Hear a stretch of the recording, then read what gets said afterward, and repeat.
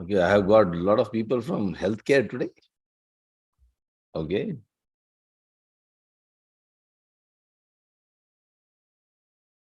Healthcare and hospital, so many of them. Okay. Oh, manufacturing as well.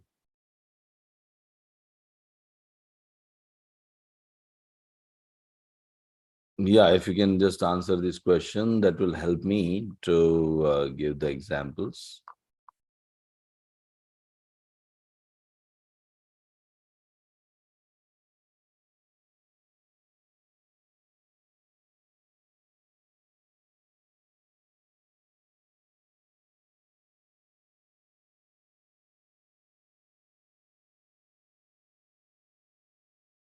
Okay, and then let's see this as well.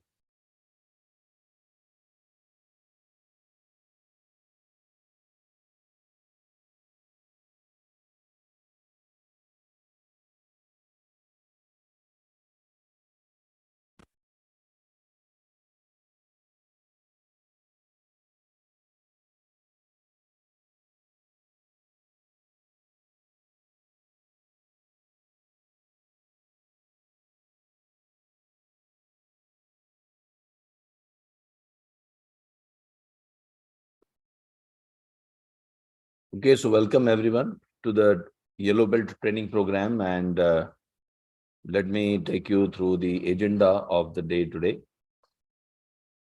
So in next 2 or 2.5 hours, you will get a lot of information about Lean Six Sigma tools and techniques.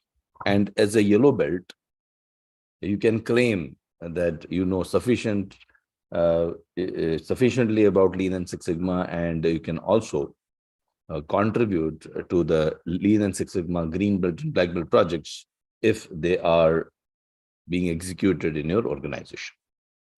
I will take you through the introduction to the organization and also my introduction as well first. Then I will talk about Lean and Six Sigma benefits. Then introduction to Lean and Six Sigma.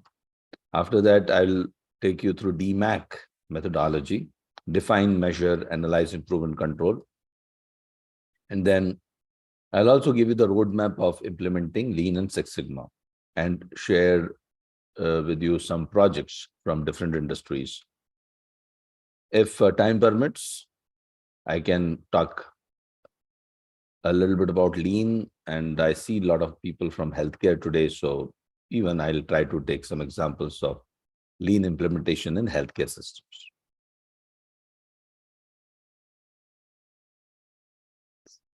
So first, the introduction, and first, welcoming everyone to the program.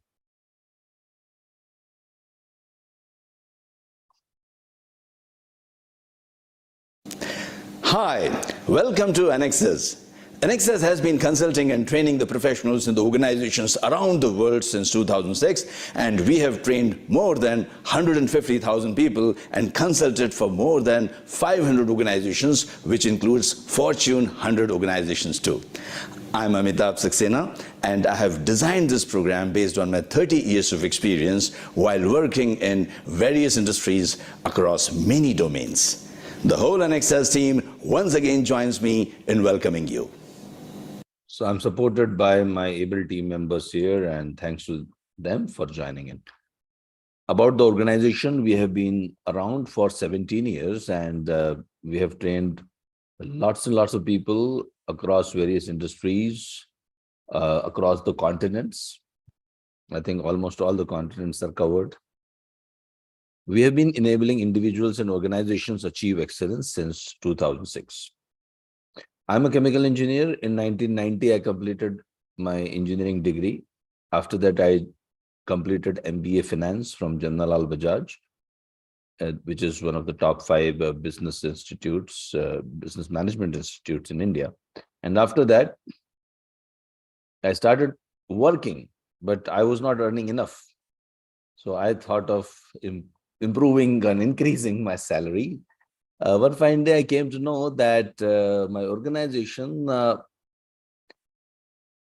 declared that they would be sending the top 10 performers of the organization for some training called black belt training. So I thought I am one of the top 10 performers, but unfortunately the organization did not think so.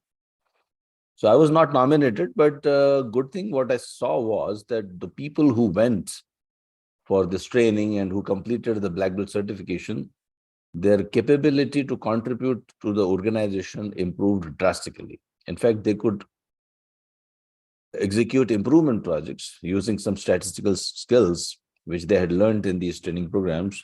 They could make a very positive difference to the organization. So I thought that in the next batch, definitely I would like to join this training, but unfortunately that next batch did not happen. So I thought of doing this training myself. So myself in the sense that I found a way, I found some institutes which were doing similar trainings, and I did this certification. I traveled, I invested some money, and as I said with it before you, I'm a Lean and Six Sigma Master Black Belt data scientist, PMP CPHQ with 32 years of experience. And I have consulted more than 200 organizations, including 15 Fortune 100 companies.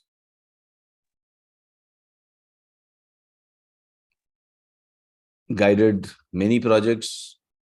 I've been a speaker in many reputed conferences, also authored the best-selling book, and have been writing newspaper articles and appearing in TV shows as well. Why I'm telling you all these things? Because you too can achieve this and much more. Today, you are going to learn not only from my experience, but also from what my students have taught me, because they keep teaching me for the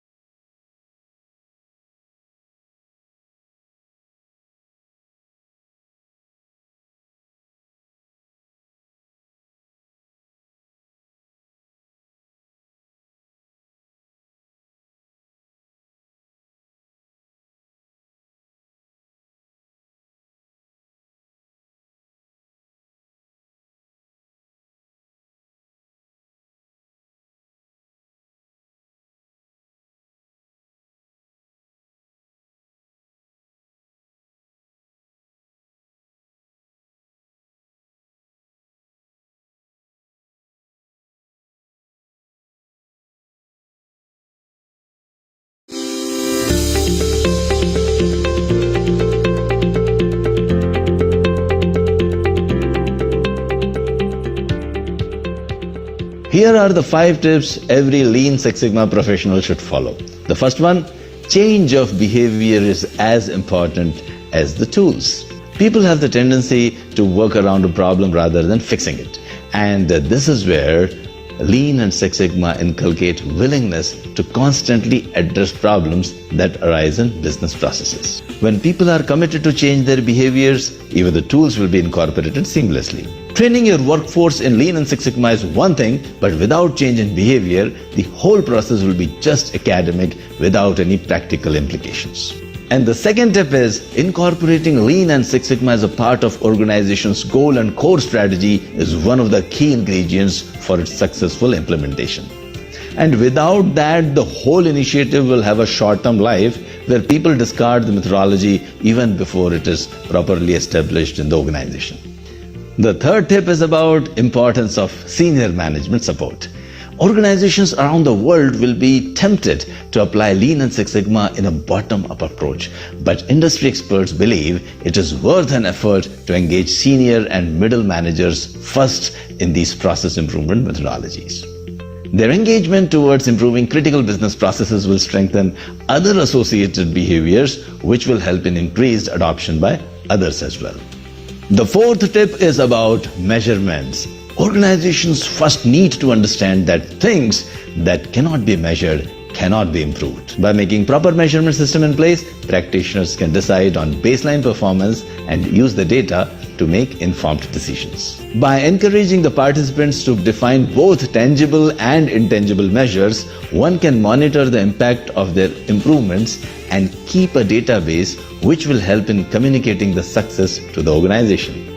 The fifth tip is about the customers. A satisfied customer is the best business strategy of all. No matter what business you are in, you should always put your customers first. Everything should revolve around your customers and their needs. Before you start making any drastic or even minor changes, establish the level of quality or requirements that you have promised your customers. Every decision you make should bring your company closer to delivering maximum value.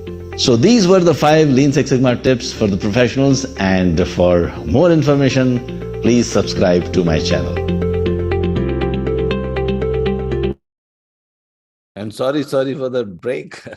It does happen. There are some fluctuations, as I was telling you, that I was the first person to conduct the Lean and Six Sigma training in whole of Middle East. So I always, in my introductions, I always talk about it. So this was the batch photograph, back in 2007. Yeah. Well, Switzerland, US, by the way. So, but yeah, I keep moving around, and most of my work has been in Middle East, India, Europe, and Australia. Yeah, so I think by this time you are convinced that I have done sufficient trainings, I have got sufficient experience. The photos are adequate proof. Appeared on TV shows also. Those who are from India, they may I am Shekhar recognize this Siman, and gentleman. I wish to congratulate all the Six Sigma certified black belt from Anexas. All the So best. I did Thank you. 13 episodes on process excellence on Z Business Show. American Society of Quality, conferences, etc. Science, lots of video credentials, etc., etc. So I'm the right person to conduct this training program. One more, the last thing. In fact, Minister of Health from the Saudi Arabia, here you can see Dr. Tarif Alama talking about our training program. And lots of ministers, Saudi Arabia, plus Vietnam and India, they have attended our training program. National Healthcare Service in UK, they have also uh, given excellent credentials because we have done many projects there, and I've also conducted a lot of training programs there. Okay, so let's talk about Lean and Six Sigma benefits. Now, can you find the similarities here? Can you tell me what are the similarities?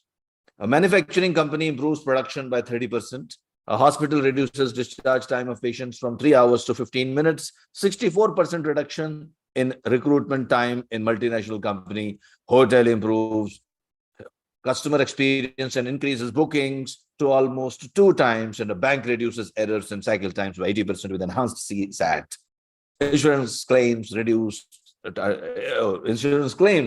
reduced by 70%. Yeah, what are the similar things you see? What are the similar things you see here? What are the similarities? Yes, as most of you are telling, it is all about improvement, but it is all about also projects. It's all about Lean and Six Sigma. So all of them are Lean and Six Sigma improvement projects. Well, Lean and Six Sigma can do a lot of wonders, as it has done to so many of our clients, and worldwide, ADNOC, SABIC, Aramco, King Fahd Medical City, International Medical Center, Bharat Petroleum, Steel Authority of India, etc., etc. Lots of companies, National Healthcare Service, UK, Novartis in Switzerland, etc. These are all some of our big names we are proud of, where we have implemented Lean and Six Sigma. I have personally been involved in implementation of Lean Six Sigma for Maersk, the shipping company in Denmark, AXA, which is insurance company based in Paris, and Deutsche Bank also. Well, so Lean Six Sigma can reduce the costs, defects, waste, rework, cycle time, and improve the quality, production efficiency, productivity, customer satisfaction, capacity, profitability, and resilience. So let me tell you about the history of how did it start. So it started, and by the way, we have got excellent videos as well. When you join my green belt session or black belt session, you get all the videos of the full program. along with the explanations, and this will enable you to do any quality improvement project in any industry. Opportunities and converting these improvement opportunities into projects. It all started in Motorola when Bob Galvin, the CEO, took a challenge saying that I would like to improve everything by 5 times in the organization. And he was told about some statistical tools and techniques which Bill Smith and Michael Harry were using to improve the processes. Bob Galvin was so much impressed with what Bill Smith and Michael Harry were doing, he told them to develop a methodology which, if applied to the organizational processes, can improve the processes. So he was particularly impressed with what Bill Smith and Michael Harry were doing. They were choosing improvement projects. Now, what is the definition? As I told you, definition of a project is it has a starting point, it has an end point, it doesn't exist after some time. So Bill Smith and Michael Harry would translate the improvement opportunities in the organization to projects, and applying tools and techniques of statistics, they would find the root causes of the problem, and then after solving the root causes of the problem would impact the organizational bottom line. Both of them developed Six Sigma DMAC methodology. They started training the green belts and black belts. Green belts and black belts were the people who could fight all the quality related problems in the organizations. Six Sigma brought in a lot of benefits for Motorola, and it also won Malcolm Baldrige Award in 1988. Jack Welch of GE was so much impressed with this methodology that he told his employees that you would not be promoted if you are not a green belt. So everyone wanted to be a green belt, everyone started doing projects. Then GE started telling their vendors and suppliers that if you want to have business from GE, you need to implement Six Sigma. So vendors also started asking what is Six Sigma, and GE would say that we will send our master black belts and train you in this methodology. So in this manner, Lean Six Sigma spread out around the world, and today almost 80% of the Fortune 100 companies and many, many more companies around the world have implemented Six Sigma and Lean. Lean started. So Lean started in Toyota, but I'll not story of Toyota right now. So let us jump to the basic definition of what is Lean and Six Sigma. So to understand the basic definition, let me tell you a little bit of some jargons which we use in Lean as well as Six Sigma. Lean is about mapping the process as it is, the way you are executing the process today, by going to the field and doing a Gemba investigation. Gemba means go to the place of action. In Japanese, Gemba means go to the place of action. So you go to the place of action where the action is taking place and map the process as is and identify the non-value added activities in the system. So when you map the process, all the process steps, you will realize that lots of things are happening which are not adding any value to your process. You will be surprised that this happens because some of the non-value added activities we are totally oblivious to are waiting time, transportation, over-processing, inventory, rework, rejections, underutilized resources, overproduction, etc.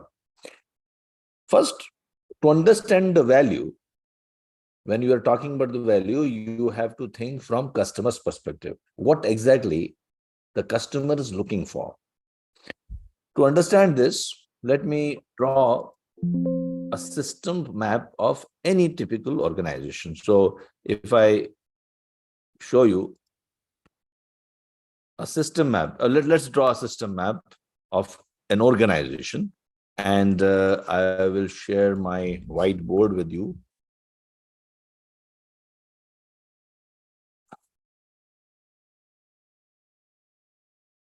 Yeah, so if I make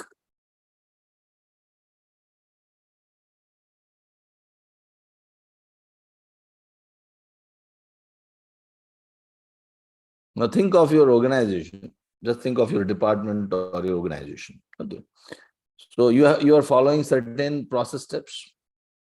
Process step A, process step B, process step C, process step D. which produces an output. Okay. This output could be either a product or a service. It could be either a product or a service.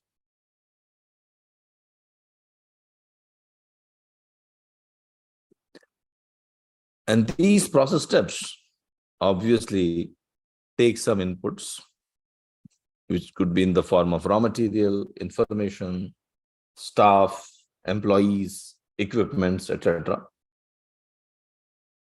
And these inputs are processed and you produce an output, which is a product or a service. And this output goes to the customers.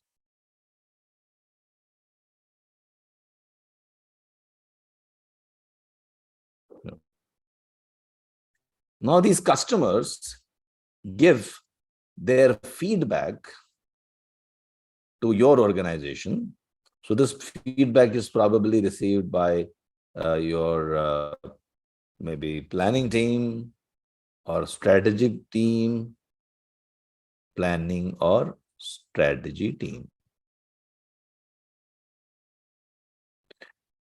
So this is the feedback received from the customer. And then you also can predict the demand of the services or the product. Based on this feedback as well as the demand predicted, the planning or the strategy team would inform the suppliers to supply the necessary inputs. Plus, it will also inform the respective departments to follow certain policies and procedures so that you can fulfill the demand of the customers.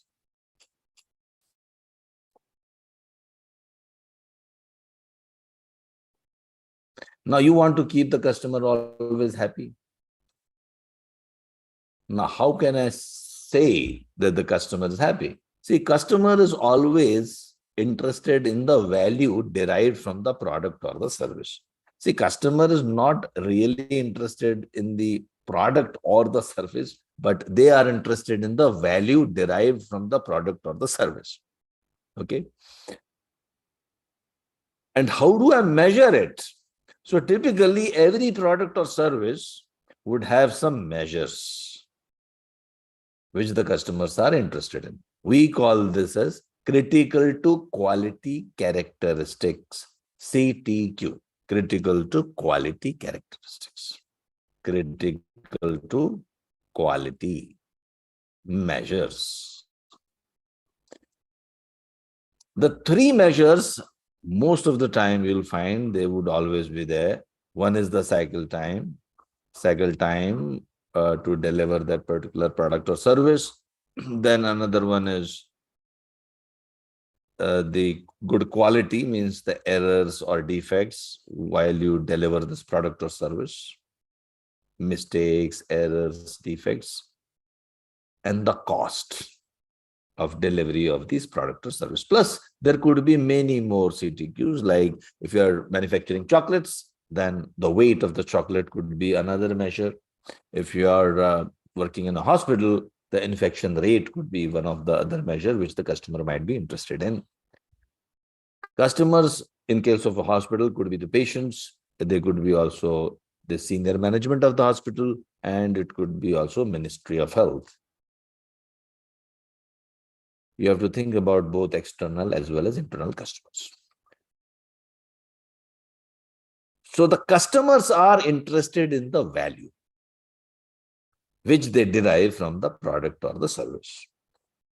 Now, some of the steps are definitely adding value. Some of the process steps are definitely adding value, but a lot of things which you are doing on a day-to-day basis, they are not adding any value. So these are called as waste. These are called as muda. In Japanese, we call it as muda. Muda means waste. Like, for example, if I take example of this training itself, what is the value you are looking at. You are my customers, right? So what is the value you are looking at? You're not looking at the, say, certificate, or you are not looking at the training itself. Training is the service I'm providing. But the value which you are looking at is enhancement of your Lean and Six Sigma knowledge. You would like to gain the knowledge of some tools and techniques using which you can improve your processes. And that is the value you are looking at. Now, in order to deliver that value, if I tell you that I will be traveling to your city, or I'll be making a booking, I'll be staying in a hotel, I'll be taking a flight, I'll be taking a taxi, all these things are not adding any value to you. Only the download of information, in your brain, that might be the value add which you are interested in. So when I'm delivering that product or service to you, unknowingly, I end up doing lots of activities which you are not willing to pay for. And these activities are known as non-value added activities. Okay. So please remember, just now I have drawn a system map. This we call it as a systems map, also known as value stream map.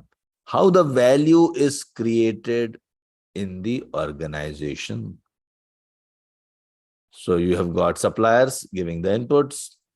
Then you have a process. What is the definition of a process? Definition of a process is any set of repetitive steps which you perform on a routine basis, on a day-to-day basis, maybe hour by hour, day by day. You keep on doing that. That is a process. A repetitive set of steps which are delivering an output, which goes to the customer. And customer, how do they measure your output? Using certain measures, which we call it as CPHQ. If you are delivering this particular product or service within some specification limits, customers will always have some specification limits. Like for cycle time, they may say, you need to deliver my product within 10 days. This is an example of a specification limit. Or if you are manufacturing chocolates, the weight of the chocolate should be within 100 plus minus 3 grams.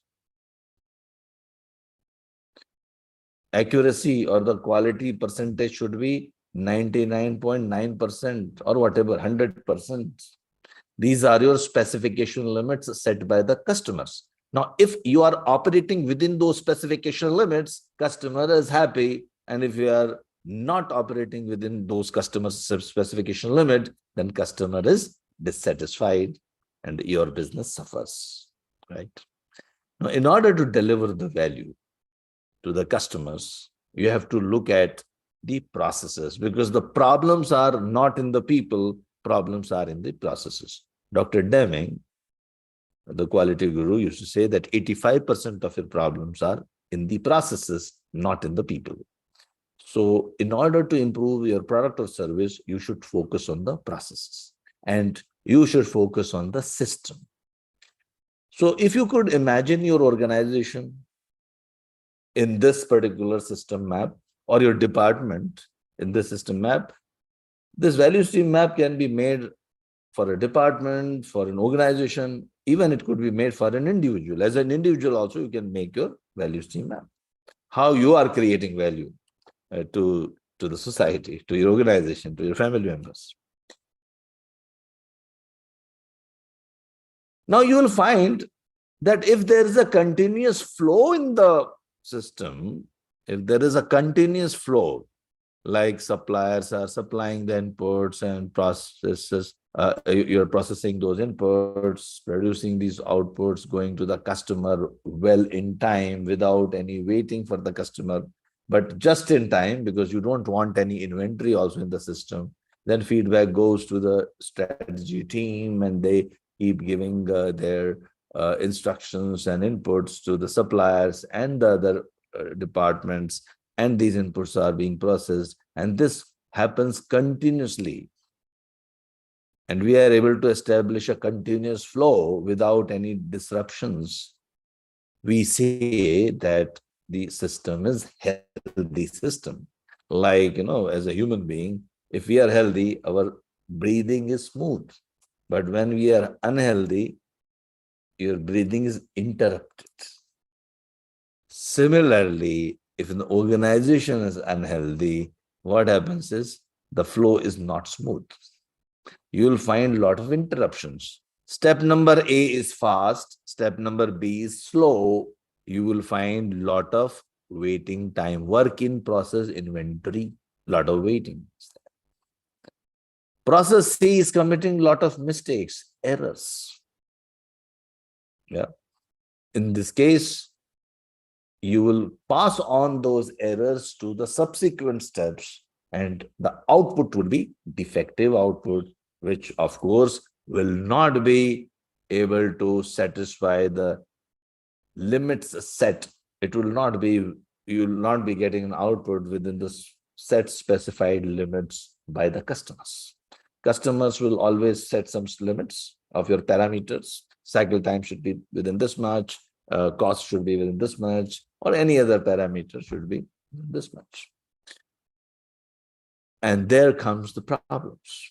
So first you have to have systems thinking. You have to develop a systems thinking. If you want to improve your organization, you have to develop systems thinking.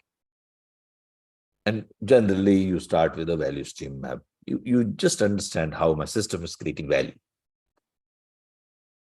Then you can identify the problem areas. So this is one of the ways of identifying the problem areas, or I would say improvement opportunities in your organization. Where is the work in process inventory? Where are the errors or defects occurring most of the time? Where are the customer complaints coming from? Which measures, which CTQs the customer is dissatisfied about? And please remember, your customers are also the senior management, the shareholders of the organization, even the government, even the employees, they are all your customers. So all these problem areas or improvement opportunities will give you a list of possible projects. So the best way to improve any organization or the product or services of the organization is to convert these improvement opportunities into projects, right? And Lean Six Sigma, green belts and black belts do exactly that.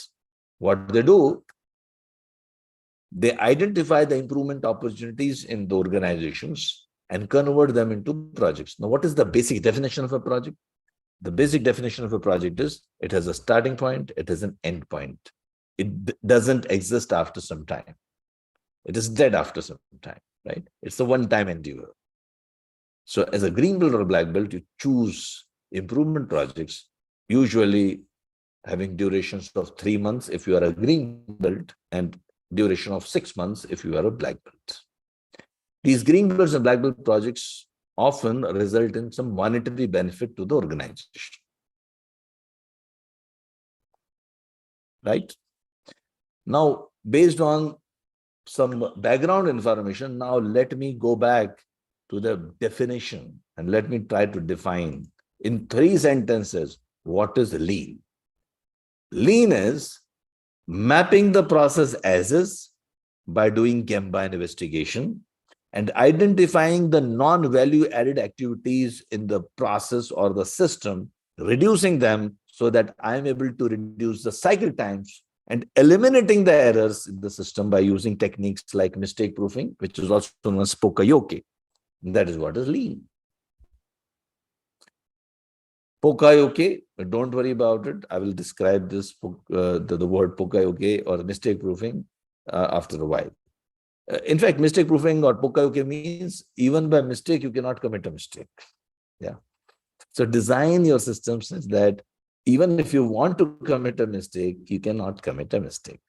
Some examples I will tell you. Towards the end of the session, I will take some examples of Pokayoke, if possible, 5S. Now, I can't commit on that because towards the end, how much time is left, we will see. But I'll try to cover that as much as possible. But today, my focus is to give you some real good statistical tools. Today, my focus of the training is to talk about data analytics, analyzing the data when you want to improve a process, how to improve a process using data-oriented approach. So let me go to the right part, that is the Six Sigma part. Six Sigma is about reducing the variation in the process. How to reduce variation in the process? First, let us understand what is variation. If you go to McDonald's, either you go to Dubai or Mumbai or Karachi or Riyadh or Oman, means Muscat, London, you will find the variation in their product and services is not too much. Of course, little variation is there. Sometimes the variation is intentional. I'm not talking about the intentional variation. But the less variation in their services or the product gives them the credibility. I can predict the performance of any of their products or services very easily, and I trust such products or services. If I'm going to a new location and I've got two options, one is some hotel, which I'm not aware of, and one is McDonald's. Typically, to be on the safer side, I'll go with the McDonald's because I know that the variation in their products or services is very low. If you go to buy a car, and the car showroom manager tells you that there are 10 cars and you've already chosen the model, and the same model, you have 10 cars of the same model, and he tells you that first car, the brake is a little better, the second car, the headlights are a little better. You don't like such cars, you don't like such products. You would expect all the cars to be of same quality, and that is when you will be trusting the car manufacturing company. So less variation gives you more credibility. Now, whenever there is too much of variation, you will find that your process would be, there's a huge probability that process would go beyond the specification limits set by the customers. Now, if I take an example, if you take an example of our chocolate, here you see that the weight of this chocolate, the specification of the chocolate is 100 plus minus 3 grams. Okay. That means the lower specification limit of my chocolate is 97 grams and upper specification limits of the chocolate is 103 grams. So I can write lower specification limit here is 97 grams and upper specification limits 103 grams. Now here it is too much of addition, so I can write maybe on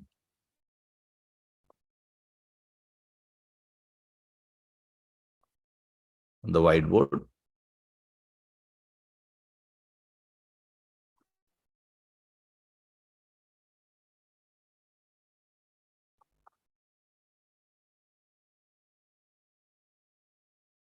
So I've got my lower specification limit, 97 grams, upper specification limit, 103 grams.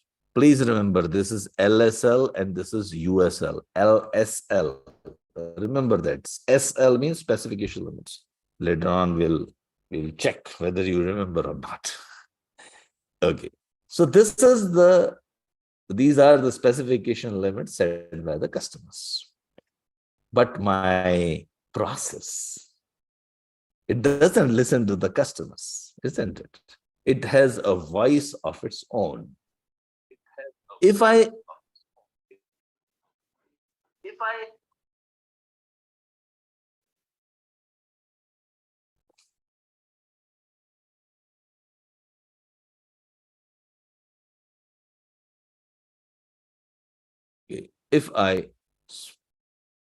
specify this as the voice of customer. This is voice of customer. Customer is telling you that give me the chocolates between 95 grams to 103 grams. But the process has got its own voice. If I collect 30, 40 chocolates and take the weight of those chocolates, I will find, yeah, if I'm lucky, most of the chocolates are at 100 grams, which is a good thing to have. But some of the chocolates might be, you know, there could be many ways, some of the chocolates are going beyond the specification limits.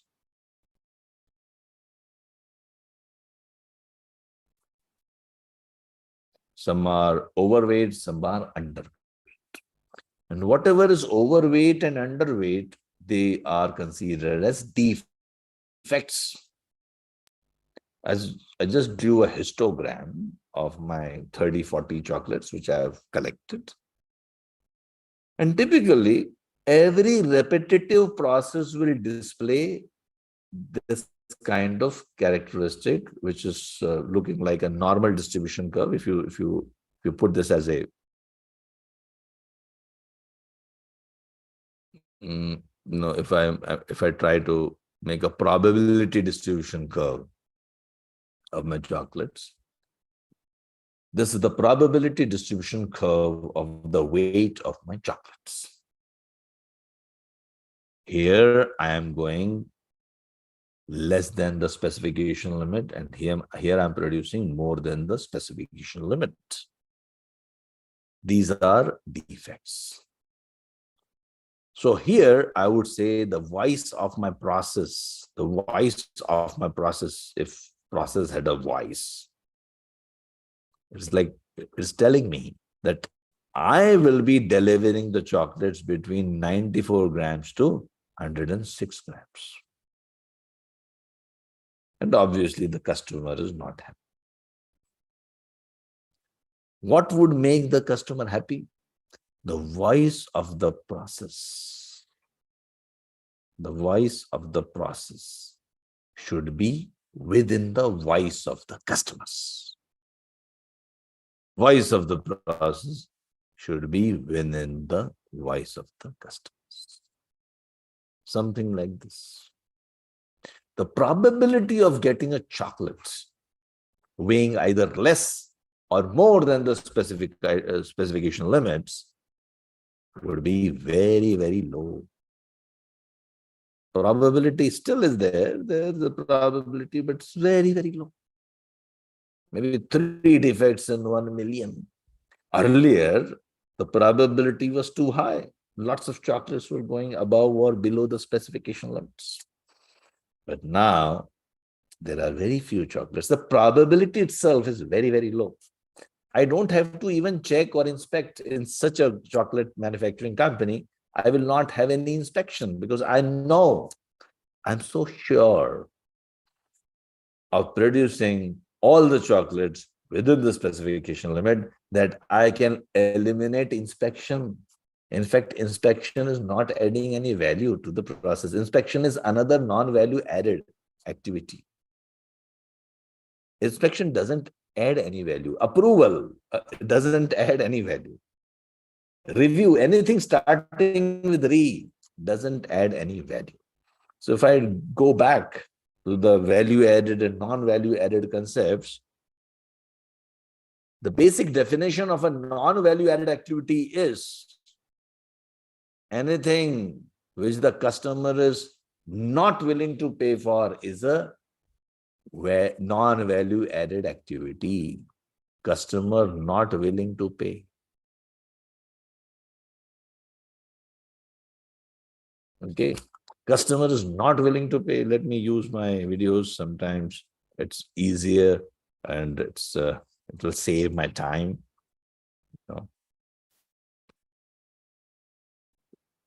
I will make my maybe elder brother or younger brother, whatever you think, appear here. And this video talks about what do we mean by value added and what do you mean by non-value added activities.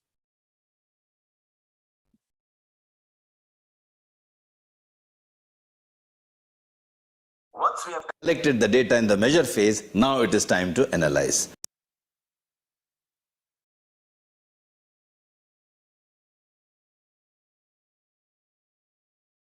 It can be eliminated or reduced. How? By ensuring that none of the order form is incomplete. How would you do that?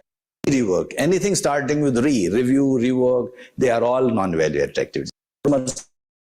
So if you Use see them here, or eliminate them altogether. Let us define the value-added steps and the non-value-added steps.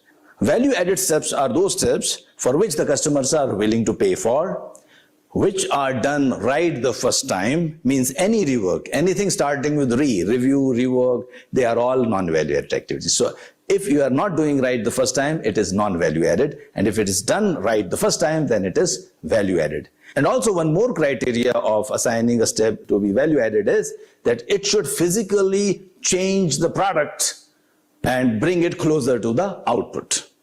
So if any of these three conditions are not being satisfied, that means this process step is a non-value added activity. It can be classified as a waste. so that was about the basic definition of non-value added activities. So inspection is a non-value added activities. So if I reduce the variation, I also reduce the inspection. If I reduce the inspection, I reduce the cost. And also, when I produce better quality, I increase the customer satisfaction. So I get more business from the customers. Customer is happy, more profits, less costs. That is why we say quality is free. More you improve the quality, lesser it will cost you, because it will eliminate the inspection. Say, suppose you are producing defectives, you need to put inspection in place, isn't it? Toyota eliminated the inspectors. There are a lot of inspectors checking Toyota cars earlier. They, in fact, improved the processes, took care of the inputs, ensured that all the processes are followed, all the standard operating procedures are followed, the inputs are of high quality. The process is bound to produce 100% quality. I don't have to check. I don't have to inspect. So all the inspectors are put into production. Now, having understood this, that, voice of process. This is the voice of process. Voice of process. My performance of the process should be within the specification limits. Now I can define Six Sigma. So let me take you back. So the three-line definition of Six Sigma is that reducing the variation in the process to improve the consistency of the delivery of the products and services so that you don't have any defects from the customer's perspective is known as Six Sigma. Now, Lean and Six Sigma, both can be combined together. Nowadays, everyone talks about Lean and Six Sigma. See, some people ask what is good, Lean or Six Sigma. See, why to enter into that debate? Both are good, right? Both are good for your organization. In fact, some of the problems can be solved by Lean, means reducing the waste. Lean is easy to understand. It doesn't have too much of statistics. Six Sigma has got a lot of statistics, and we will learn some statistics today.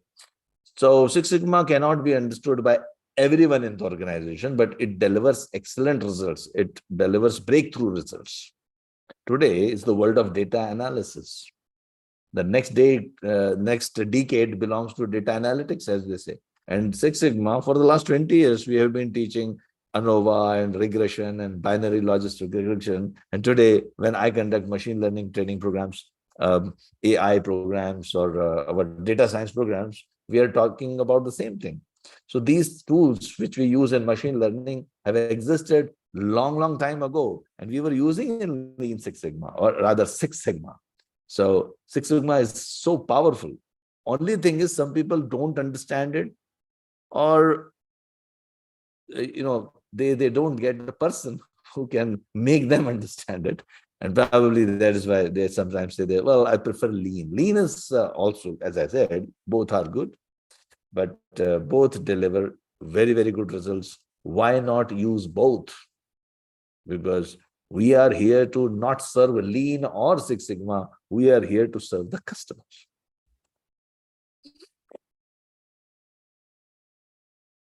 Now, how do you achieve these improvements? You have different belts: yellow belt, green belt, black belt, master black belt. You would be a yellow belt. Now, typically, yellow belt training is 1 day program, but I have encapsulated, because now I have got 33 years of experience. I have implemented Lean Six Sigma in so many organizations. So I can encapsulate whole knowledge in 2.5 hours. But having said that, in fact, I'll be giving you some links of the videos. You need to watch them as well, because I have explained these tools and techniques. I'll make a brief mention of those tools and techniques in this program. But later on, as a homework, you should watch these links. Then you will get more idea about these tools and techniques. But as a yellow belt, you should know you should have the knowledge of the tools and techniques, but you cannot utilize them because you have not practiced them. But as a green belt, when you come to my sessions, we practice these tools together. We do an improvement project together. I will be showing you an improvement project right now as I teach you the tools and techniques. Just for demonstration, I will be doing those, some analysis, etc. I'll be showing you. But as a green belt, you have to practice those tools and techniques, and you also should master these tools and techniques in the classroom so that when you go out in the industry, you can really do an improvement project. You develop the capability to improve any process in any industry. And the black belts, they know some highly advanced statistical tools and techniques. They can solve more complicated problems. So approximately, once we counted in a class, green belt learn about 100 tools, black belt learn additional 50 tools. So 150 tools are known to black belt. All the tools and techniques known to mankind are known to black belts. If you can accept that definition. So as a black belt, you have the capability to walk into any organization with confidence and saying that I can make a difference to your processes. So black belts are given processes to improve, and green belts are given CTQs to improve. CTQs mean the measure. And master black belts are given organizations to improve. Means master black belts guide green belts and black belts. They conduct training programs. They can manage Lean and Six Sigma implementation in an organization. They can prepare the roadmap of implementing Lean and Six Sigma in the organization. And they can also ensure that this is sustained for a long, long time in an organization. We are one of the very few institutes which conduct all yellow, green, black, and master black belt. Now, of course, there is one white belt also. There are lots of belts, people keep adding. So white belt is before yellow belt. So if you want to become a white belt, just go to our website and answer some 5 questions about Six Sigma after you read a presentation, and you can become a white belt. But now you will be a yellow belt after this training program. And if you are interested in becoming a green belt or a black belt, welcome to my nth batch. And I have been running lots of batches, hundreds of batches I've completed. I've lost the count, but I enjoy doing the training. And you can always join my green and black belt and master black belt training programs. Now, if you are motivated enough, let me show you some projects. Let us do a DMAC project. Okay, let's imagine that we want to improve one process in an organization, and we'll choose one process which everyone understands, because I see people from almost all domains here. So let me take up an improvement project. And in fact, I'll show you one project which I did around 11 or 12 years ago in one of the oil companies. But the process I'm going to choose is recruitment process, because everyone understands the recruitment process.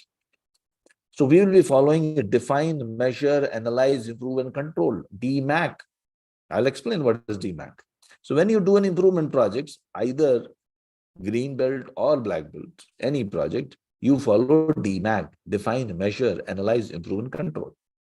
We will be learning in the define phase, we will learn about SIPOC and project charter. Measure phase, I have picked up today tell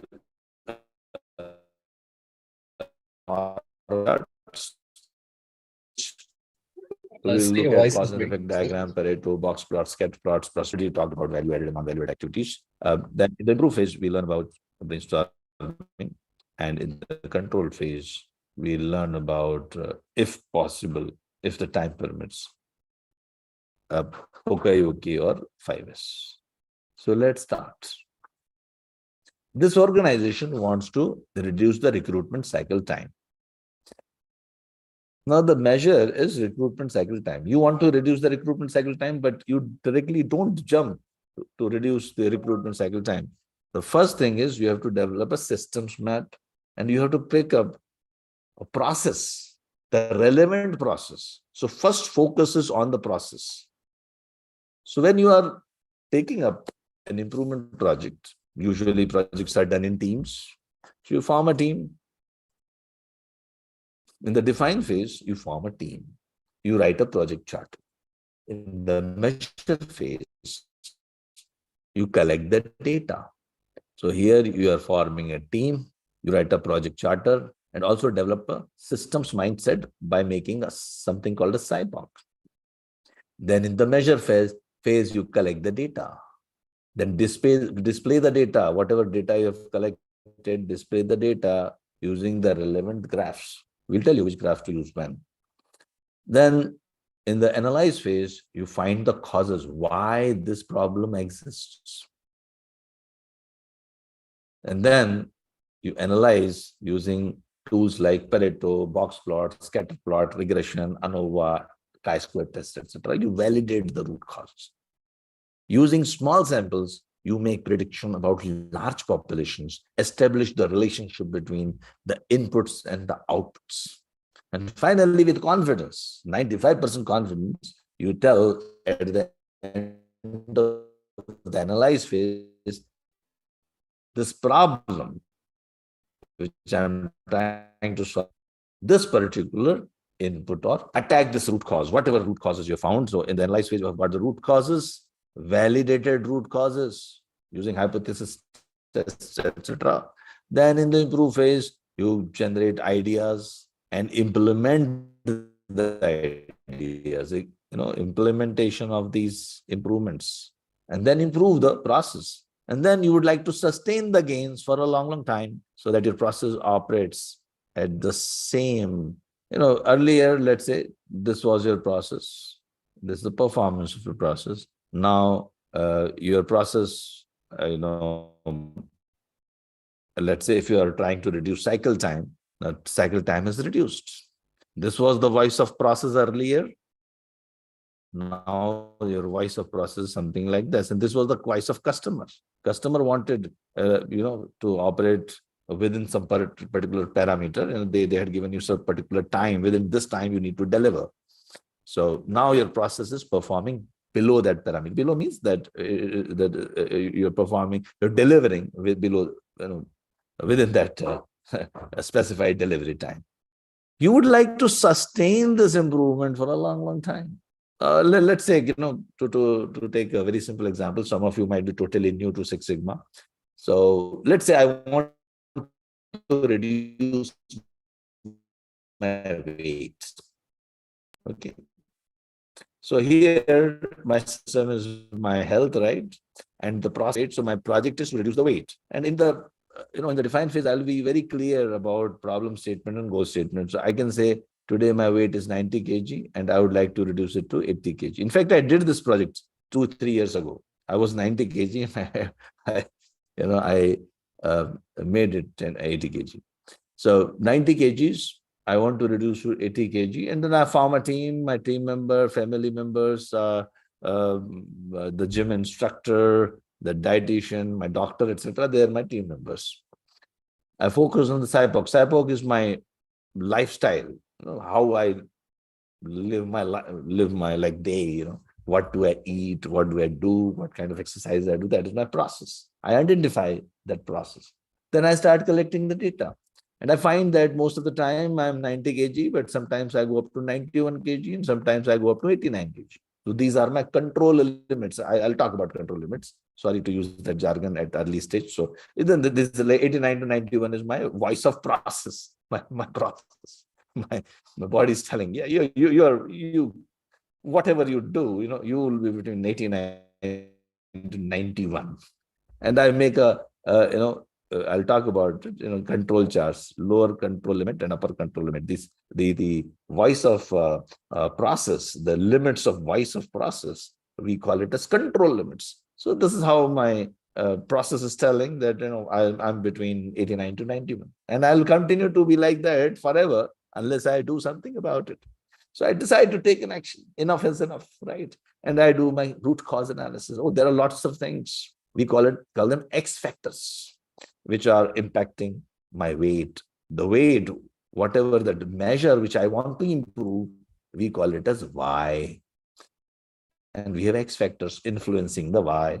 So there are a lot of X factors, the portion of my food, the type of food, the sleep, the exercises, so many things, water intake, so many things, the expert will tell you that there are lots of factors affecting your weight. Not everything is a problem for me. Every individual has a different root cause. For me, then I do a Pareto analysis, 80-20 rule. Wilfredo Pareto was an Italian economist who found that 80% of the problems are, 80% of the wealth in Italy was with 20% of the people. He called this as 80-20 rule. So I apply 80-20 rule there, and I find that out of 20 X factors, causes I have listed, there are only 2 or 3 main causes. And I found sleep was the main issue, and the portion of the foods which I used to eat a little more. The quantity, the kind of food I was eating was perfectly okay. But some people, the kind of food they eat is an issue. Some people, exercise is an issue. For me, exercise was not an issue. So for my root causes were different. They belonged to me. So I attacked my root causes, and I developed some great ideas, implemented the ideas, reduced the weight, and I am able to sustain a control for a long, long time. It has been 3 years. I'm around 80 only. So that was about DMAC project. And let us not forget about recruitment cycle time. We started with a goal of reducing the recruitment cycle time of this company. So what they do exactly the same thing. They form a team. The owner of the process owner is the manager of the process, at whose process I'm doing the project. Here, the recruitment manager is the process owner. Then we will choose the team members, usually from the team. Sometimes they can be a cross-functional team also, who would be executing the project. And we have got one black belt or a green belt leading this whole project. The sponsor or the champion is the head of the department of that process, in whose process you are doing the project. Head of the department of the process, in whose process you are doing the project. Right. Well, your team is formed. You start with a clean slate. Minds. Don't blame anyone. Don't blame the people. Don't think of any problem. Don't even think about the problem. The first step is just make a SIPOC. Look at the process. What is the process we are talking about? A recruitment process. And what is SIPOC? If you go back,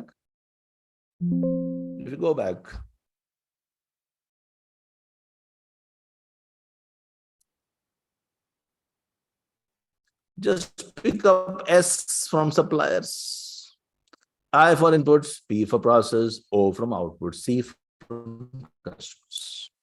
And a mini systems map is generated with respect to that process which you are trying to improve. So I am going to do a SIPOC of the recruitment process. And usually when you do a SIPOC, you start from right to left. You identify the customers, the departments who want these recruited employees. They are the customers. What is the output? A recruited employee is the output. What are the process steps? The basic process steps of recruitment are there. What are the inputs of the processes? They are listed here.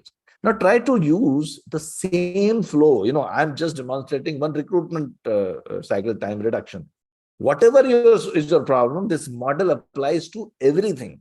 You want to reduce errors, you want to reduce your cycle times, you want to reduce your cost, you want to reduce the weight variation, you want to reduce the whatever, you want to increase or reduce. Just the same thing applies. Sometimes people say, is it applicable to this industry? Is it applicable to that industry? All industries produce a product. So I've given you the model, generic model. Don't even worry about your industry. I gave you the model, right? I gave you this model. Apply this. This fits into your industry. I don't know your industry, but I know that it fits. You can recognize you can see your organization or your department in this, isn't it? I'm sure you can see that. So I'm giving you a model. Now try to fit whatever is your problem. Your problem could be anything. It could be cycle time, defects, cost, weight, infection rate, your dissatisfaction of the customers, patient discharge time. If you are in hospital, frauds in your bank. If you are in bank, you would like to detect the frauds. We have done a lot of projects there in fraud detection. And we have reduced drastically. We have reduced the fraud detection using again data analytics. So please don't worry about whether, and I don't want any question in this end of the training. Is it applicable to my industry? By the way, I have made videos of how Lean Six Sigma is applicable to manufacturing, finance, banking, healthcare, logistics. Some of the biggest logistics companies, they are our clients, and telecom industry, garment manufacturing companies. I've got videos for everything. You just go to Anexas Europe channel. Feel free to watch these videos. They're not very well made in the sense like, they're not professionally made. Using a simple camera, I've made it, but the content is really good, that I can promise. So you will learn a lot and you can apply these tools and techniques very easily. Okay, now this is a SIPOC. I've created a SIPOC. I've developed the process mindset. Okay, now I'm ready not to blame people, but to blame the processes. I'll go to the customers. I collect the voice of customers. And the customers will tell me a lot of things. I cannot improve if I cannot measure. I cannot improve if I cannot measure.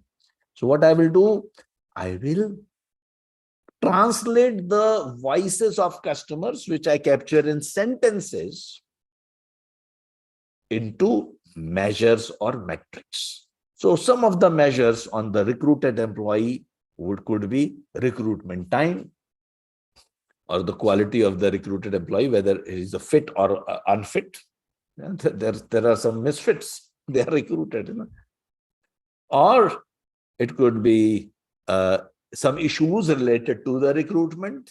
So whatever measures I am interested in, we call them as why.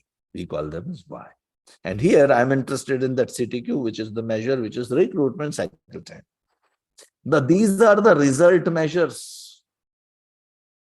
But the problem is not in the why. Problem is not in the recruitment. The problems lies here. We call them as X factors. These measures on process, the process measures and the input measures, we call them as X factors. So recruitment cycle time is high, maybe because the time taken to interview the shortlisted candidate is high. Maybe the mobilization time is high. Maybe the IT system is not working. Maybe the job description is not available on time. Maybe the CVs are not available, or the CVs are not relevant, or budget is not approved. Maybe the HR staff is not skilled, or lack of staff, or maybe there are so many things. So many factors are responsible or might be responsible. So don't blame anyone. Have an open mind. Okay. By the way, we also prepare you for interviews. When you join my sessions, for every tool technique, whenever you learn, we also prepare you with the possible questions.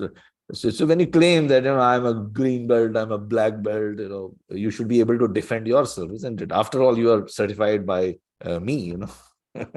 I have to help you, help you in every way. So we also give you some. Now, I'm not going to show you these videos for every tool, but let me show you only for SIPOC, because just to give you an idea, the such videos are available for each and every tool.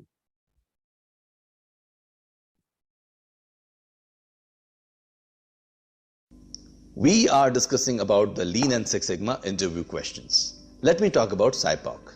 SIPOC is a tool derived from Deming's systems approach. He used to say that 85% of the problems are due to the processes and only 15% are contributed by the people. It is a tool that gives you 50,000 feet overview of the process. If you give me only one page to give maximum information about the process, then I would use a SIPOC. So if you are asked about the SIPOC, then you can say that it is a tool that is used to see the overall process in one instant. It gives the whole picture of suppliers, inputs, process, output, and customers. And the SIPOC, the acronym, stands for that. It makes us follow the systems approach of Deming. It is usually done in the define phase immediately after you have written the project charter.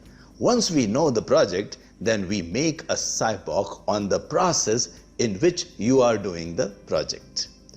This helps us to focus on the process rather than blaming the people for all the defects, errors, and delays.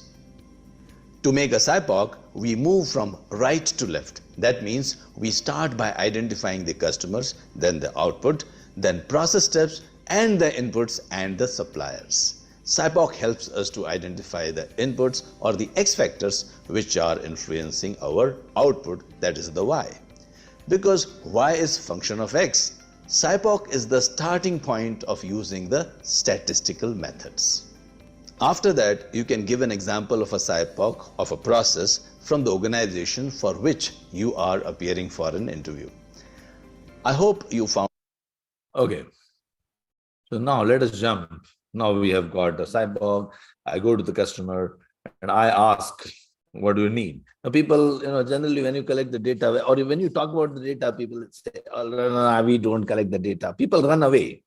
Sometimes they don't want to give you the data because they're afraid that if they give you the data, you will do some analysis and reveal their inefficiencies to the whole world.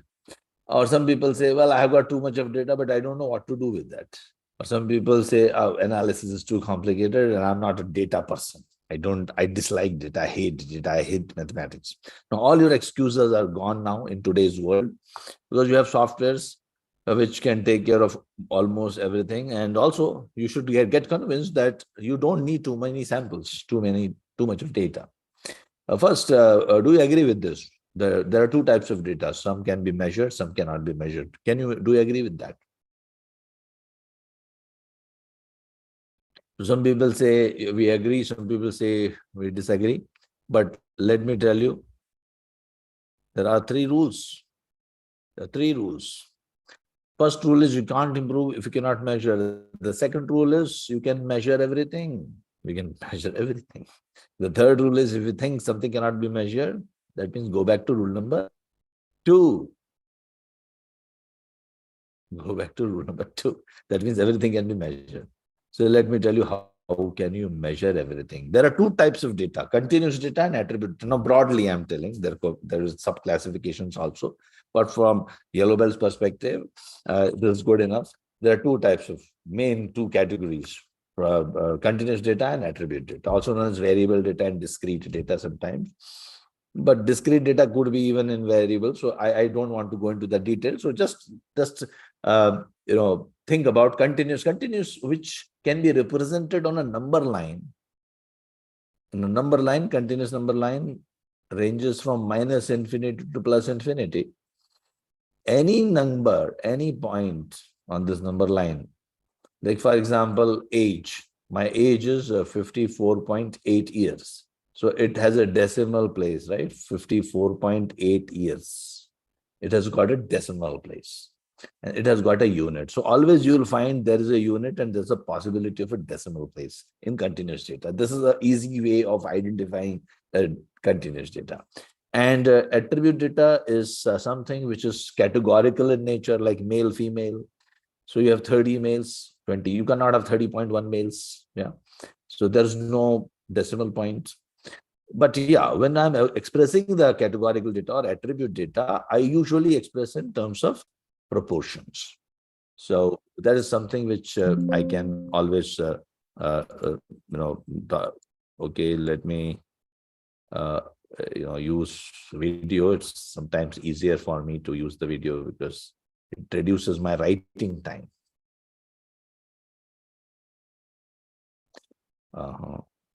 So the two types of data. So if I'm talking about the attribute data, so I hope you understood what is continuous data and continuous and attribute data. But how do I represent the attribute data, or how do I measure something which you think cannot be measured? So let me show you that. See, the continuous data, I already told you that it has got age, height, cycle time. These are the different examples of continuous data. In attribute data, say for example, if you want to first, I'm now giving you a trick to measure anything in the world. Please write it down. It will help you a lot. Tomorrow your manager tells you, well, measure this. You can measure everything, right? Tell me anything which you cannot measure. Can you tell me? Can you tell me anything? I'll give you a trick. So think of anything what you cannot measure. Write that down under the attribute and then create categories out of it. If you are unable to think of any category, then at least create two categories, minimum basic two categories.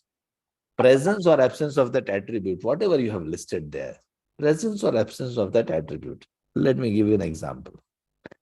Some people say, I cannot measure happiness. Okay. Nikshit Patel is telling, I want to learn Six Sigma in Hindi. Okay, please, my team will get in touch with you. We conduct training programs in Hindi also. हम हिंदी में भी आपको six sigma पढ़ाते हैं। बिल्कुल, बहुत बहुत स्वागत है आपका हमारे lean and six sigma Hindi section में। By the way, I was just trying to speak a little bit of Hindi because one of the person had just asked. Well, we have these courses as well. We have Arabic as well. Arabic, Hindi, English. We do conduct training programs in various languages. Okay, coming back, attribute data. I want to measure happiness. Okay, how can you measure happiness? Just write happiness and then create two categories. Presence or absence of that happiness. That is category happy, unhappy. And then count how many happy employees are there in my company, how many unhappy employees are there in my company. Count them. And get the proportion. No? What is proportion? Portion out of 1. Portion out of 1. That is proportion. And it could be percentage also. What is percentage? Portion out of 100. So it could be 60%,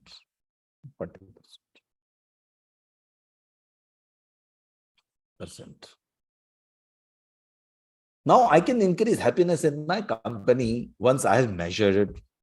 Today, 60% of the employees, or proportion wise, if I say, because later on, if you go for the green belt or black belt, I'll tell you, always better to measure in terms of proportion, because statistics can deal with proportions. We have two proportion tests and chi-square tests, etc.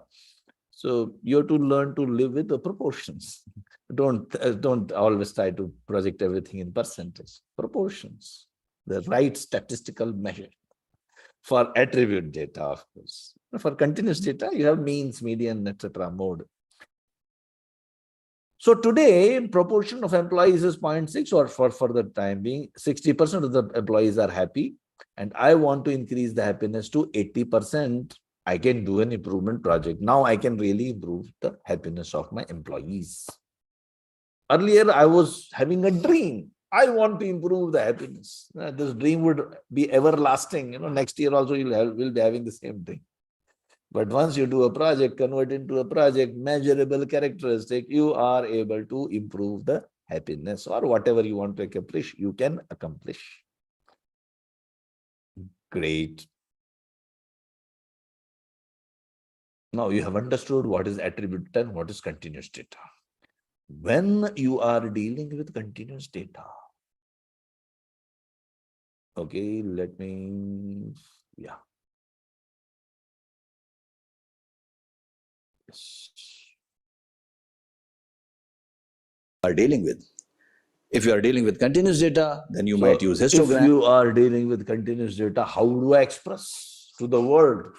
You will do a histogram, like weight, histogram.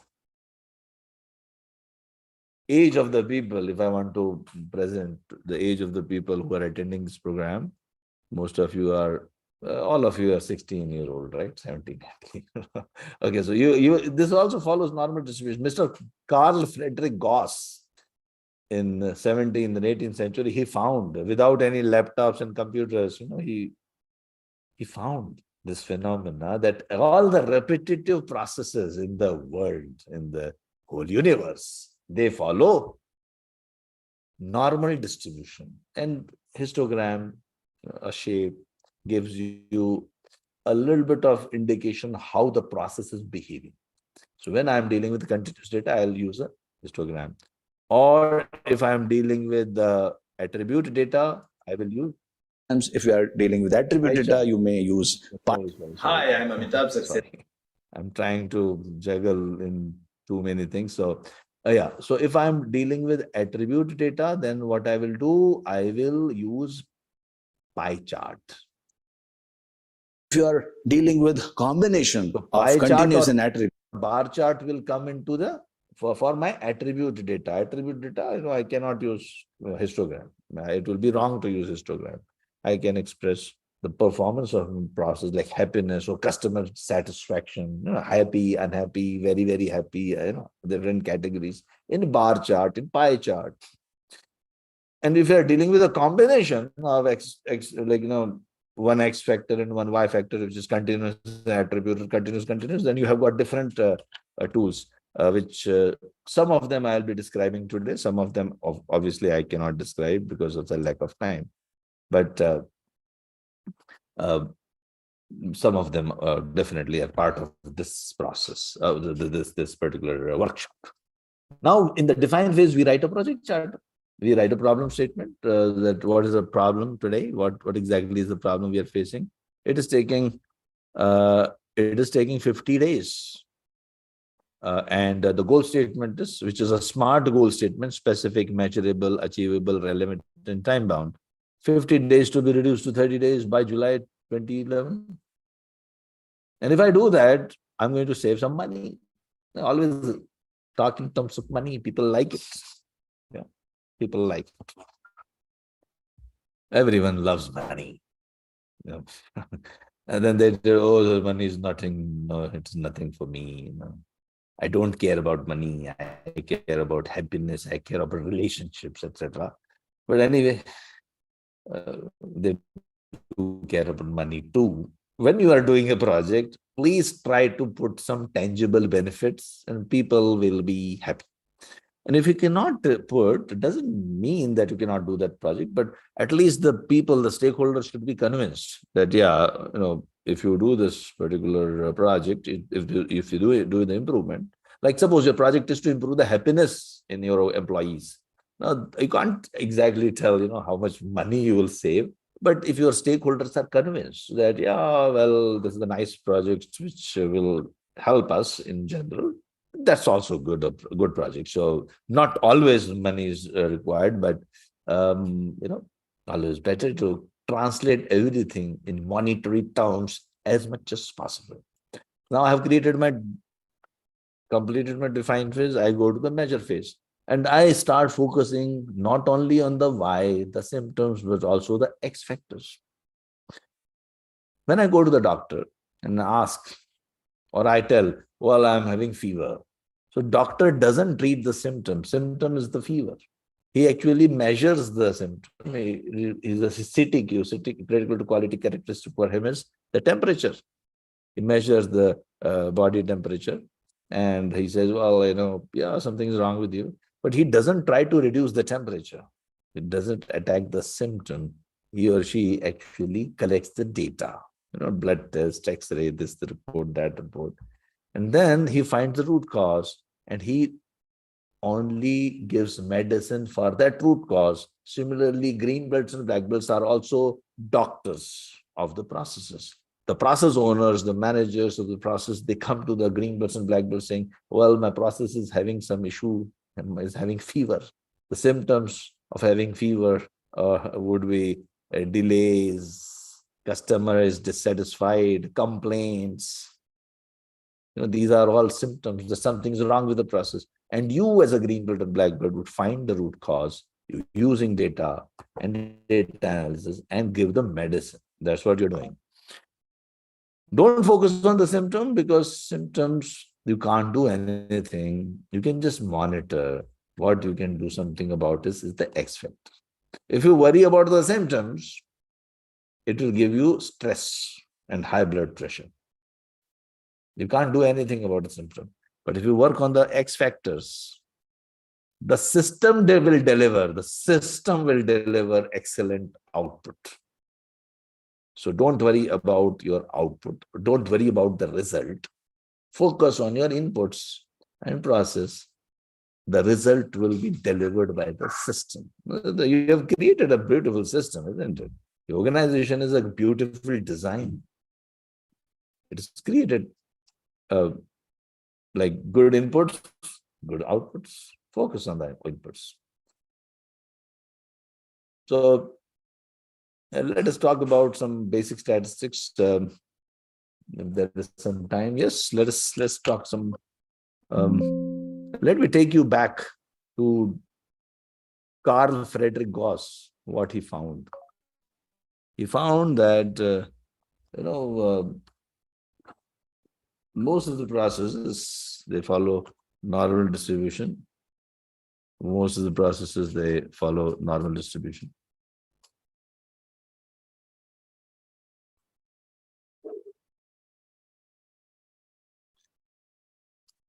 They have an average and they also have something called a standard deviation. Now, if you are interested in standard deviation, in a video, a 7-minute video, I have even told you how to derive. I have derived the formula of standard deviation. Okay.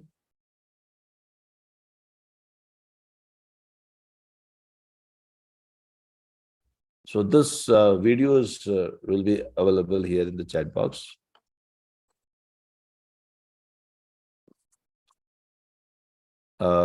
Let me try to change just a minute to another internet if possible. Let me just see if I'm able to do that.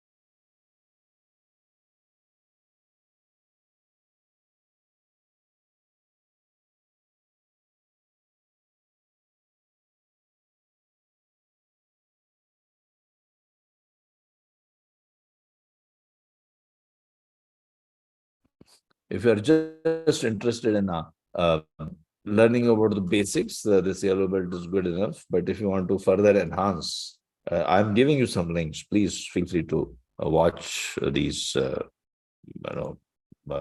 videos. And also, if you want to really enjoy my training program,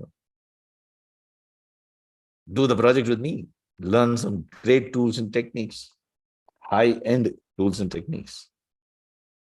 Join my green belt and the black belt session. Okay. Mhm. Let me share my screen with you. Yes. So Mr. Carl Friedrich Gauss, he found that every process has an average and every process has standard deviation.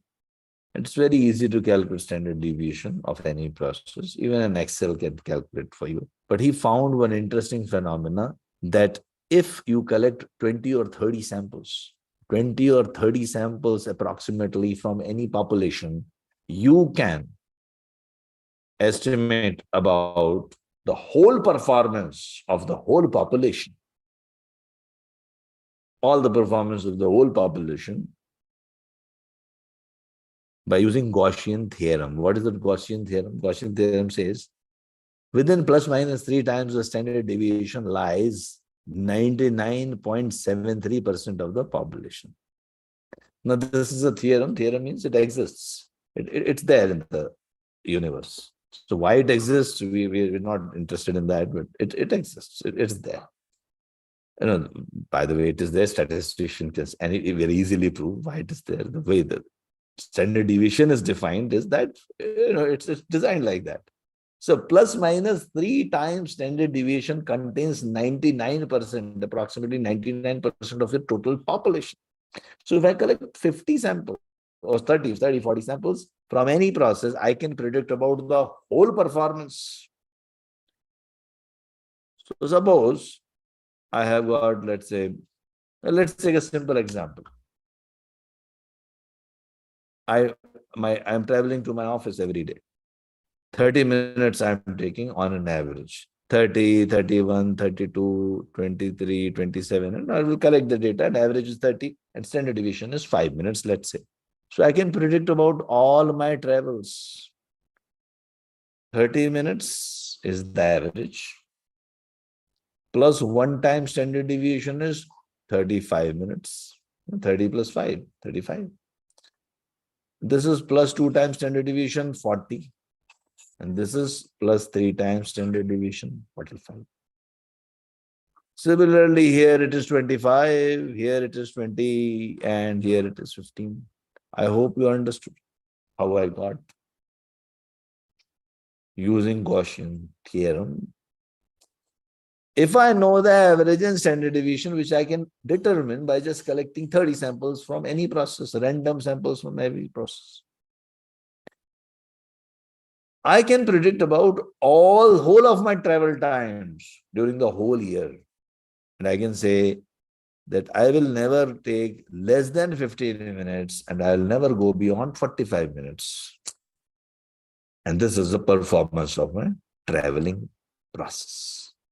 Minimum, we call this as lower control limit and we call it as upper control limit, LCL and UCL. Lower control limit and upper control limit, LCL and UCL. Now, I told you in the beginning, you have to remember one thing, LSL and USL. I told you. I hope you still remember. I told you, isn't it? Please remember. What did I tell? SL, lower specification limit and upper specification limit. And control limit is different. I told you, right? This was the SL and USL given by the specified, S means specification, specified by the customer, voice of customer. And the CL is voice of process. Voice of process. Lower control limit, upper. Okay. Now, if I just express this process as a control chart, lower control limit and upper control limit, LCL and UCL, 15 minutes and 45 minutes. My process would be something like this, Some days I'm taking 20 minutes, some days I'm taking 25 minutes, some days I'm taking 33 minutes, and so on. This we call it as natural variation or common cause variation. Why we call it as common cause variation? Because someone asked me, let's say, someone asked me why you are taking 20 minutes. My boss asked me, let's say, why you are taking one day 20 minutes and 25 minutes and 32 minutes, 33 minutes. Now, if I'm not statistically literate, then what will happen? I'll try to give a reason. My boss asked me, yesterday you took 33 minutes, today you took 30 minutes. Why? I'll look for a reason. I'll say, well, I'll show him some signal or a red light. Say, well, because of that red light, I spent extra 3 minutes. That's and I'll be happy that I've given a reason. He's happy. He has also got a reason. This is how we operate our business. We find reasons where we should not be finding any reason. So what is the statistically correct answer here? Statistically correct answer is that there are lots of factors which are affecting my travel time. There could be many reasons: my traffic, my mood, the route I take, route, mood, the weather, the traffic, and so on and so forth. There's so many things, They are all influencing. They are my X factors. The traveling time is why. So many X factors, they are all varying. Every day there is a lot of variation. Everyone is having a little bit of variation. Traffic variation is there. Route variations are there. I cannot take exactly the same route. A little bit here and there I go. Mood also varies. The starting time also varies. All these variations contribute and produce this variation, which is known as common cause variation. All the X factors are acting on my system, commonly acting on my system and producing this common cause variation. And I will be like this. Don't ask me reasons. A statistically correct answer is, well, don't ask me reasons. This is the way I am. 15 to 45 minutes. Yeah. I'll give you, some other example. Let's say sales process. Let's convert this into a sales process. See, all the industries are just numbers, isn't it? Sales. I've just come to it. It could be production process. Yeah. It could be hospital, waiting time. Think of whatever you want to think and numbers. Let's say if I continue with the sales example, the sales are $40,000. Very good. Well done, team. In the last 6 months, best ever result achieved. Happy, happy, happy. Party in the cafeteria. And then next week, the sales goes down to 30. The manager wants to take back the award, reward, or that party. Recognition has backfired, he would say. Okay, then next week again it goes to 20. Now he's worried. Then he gets hold of some motivational speaker to motivate the sales team. Yes, you are the person. You are born to win. You can make it happen, isn't it? Yes, team, go ahead. He motivates the team, and suddenly next week, 20 becomes 25. Everyone says, wow, this great orator did a great wonder, brought in a big change in the team. But a statistician, a green belter says, even if there were no statistician, no orator, no sales trainer, even though there was no this party, even though the manager had not called an emergency meeting, this is the way you will keep on operating month after month, week after week. This is the way. This is the way your process is designed, your voice of process. Your process tells, I will keep on operating like this because the way you have trained your people, the way you advertise, the kind of products you deliver, this is the way. This is the way I will operate. These are my sales, $15,000 to $45,000 per week. This is my, or if it is a productivity, 15 per tons per day to 45 tons per day. This is my natural variation. Or if you are talking about hospital, 15 complaints to 45 complaints every day. Or waiting time. Waiting time of all patients is between 15 minutes to 45 minutes. Every process has got a voice. You have to just collect 30, 40 samples and get the control limits. And these control limits are the voice of the process. And usually the process operates within the control limits. We call it as processes under control, processes predictable. Sometimes some processes are like this. We say processes got out of control. Something special has happened. Say, suppose if I go back to my example of traveling to office, I took one day 90 minutes. My boss asked me, why this 90 minutes? I'll not tell that, all the X factors are acting on my system and producing this 90 minutes. I'll give a specific cause. I'll give a special cause. Well, today there was too heavy traffic. There was some accident on the road or whatever. Or maybe today my friend came from another city. I was roaming around the city with him. Yeah. So this is a special cause, which doesn't happen every day.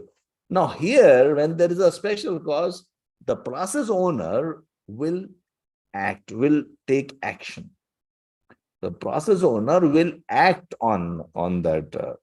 Immediate action is required. Okay. My boss will start wondering, oh, how long your friend is going to stay in the city?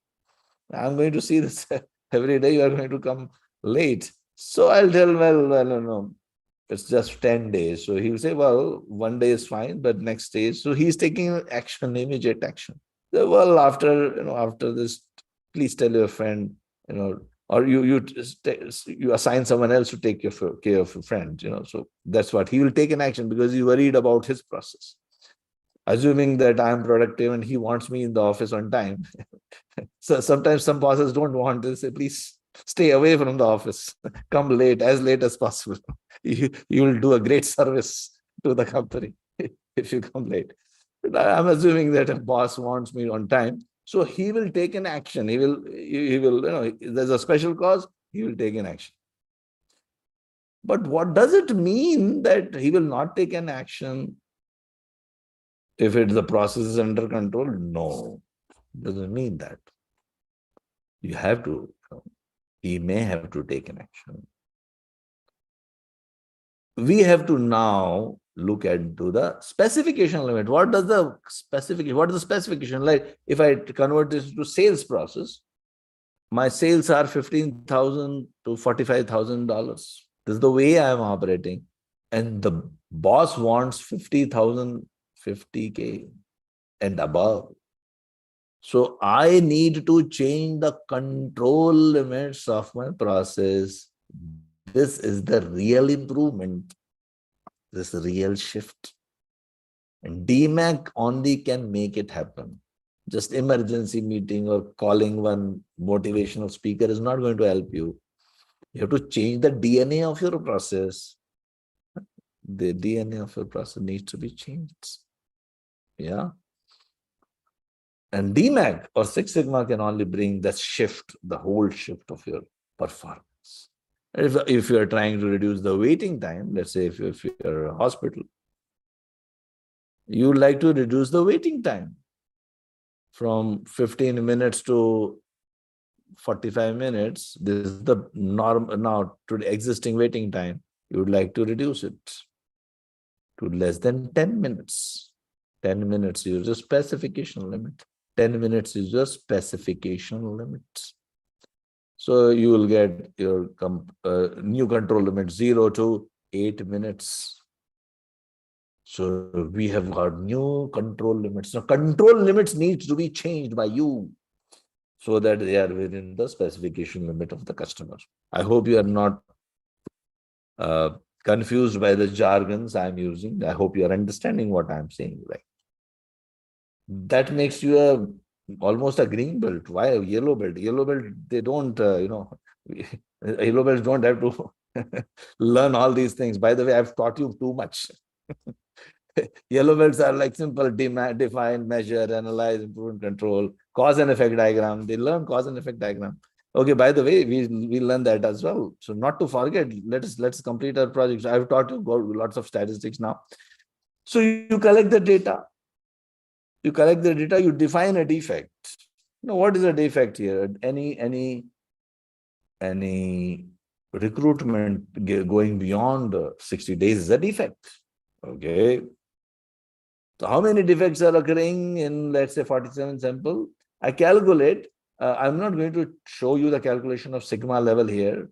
So there is a way to calculate, but we don't cover this in yellow belt. But just to give you a little bit, background, if the sigma level of the process is high, now I'm talking about sigma level. I'm not talking about sigma. Standard deviation is different from sigma level. Please remember. Standard deviation was the variation, which I was talking about, variation. Now, that is standard deviation, also represented as sigma. But I'm not talking about sigma level. Sigma level is higher. Sigma level is higher. My defects are less. Yeah. Just to, if you want to picture, visualize that, just in case. I'm actually, as a yellow belt, I will be burdening to you too much. But let me go. If some of you are able to understand, so I'm not. Let's say this is my process. Okay. Now there are two scenarios. Let's say this is a red process, or whatever color it is, red process. I'm trying to make it red, right?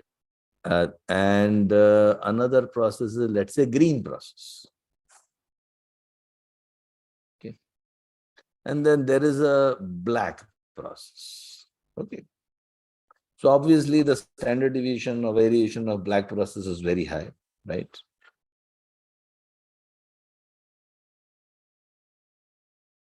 Green process is the best process.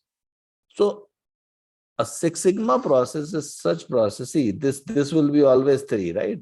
In every process, this will be plus minus 3. The control limits will be always plus minus.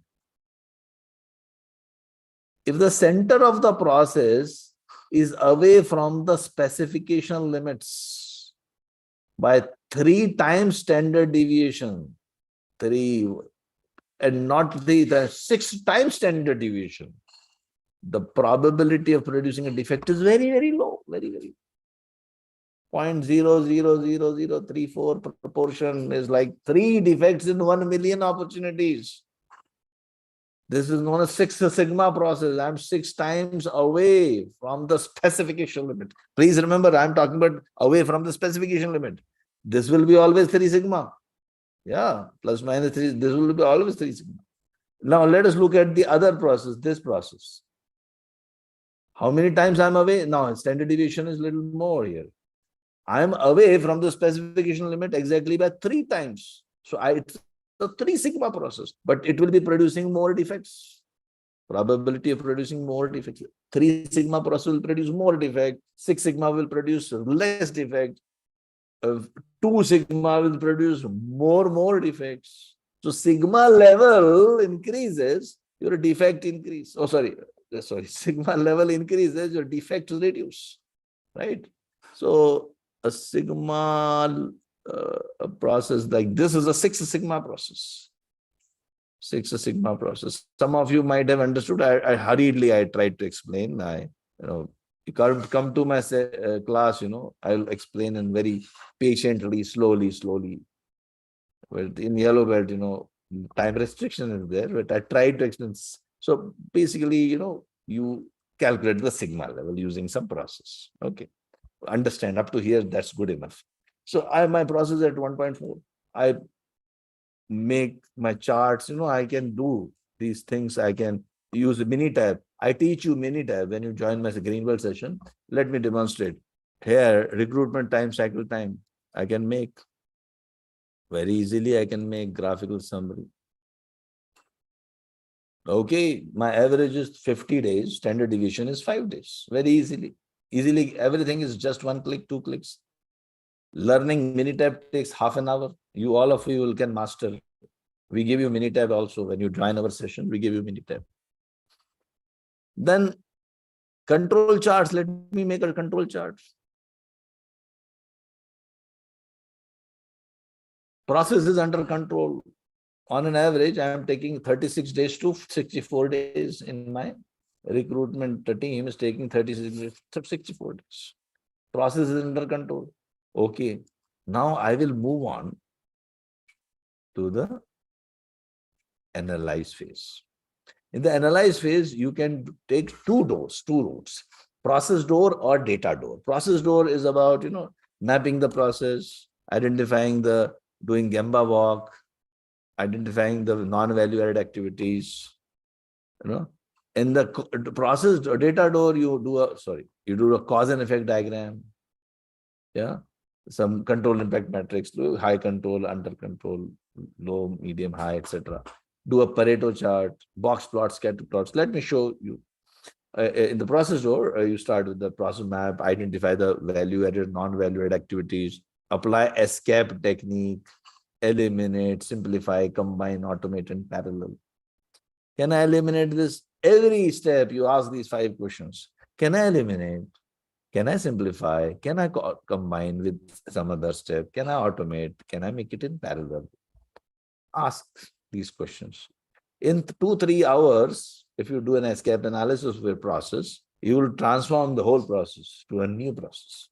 You'll be wondering why you're doing so many things. See, your processes which you are following have been designed 5-10 years ago, 20, maybe 30, sometimes maybe 100 years ago. No one even thought. You're just following blindly.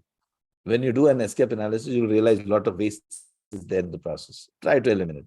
Of course, there's an escape analysis. If you want to know about escape analysis case study, I will put in the chat box, one link. The whole using an example, I've explained it to you what is escape analysis. But now, right now, let us proceed. And then in the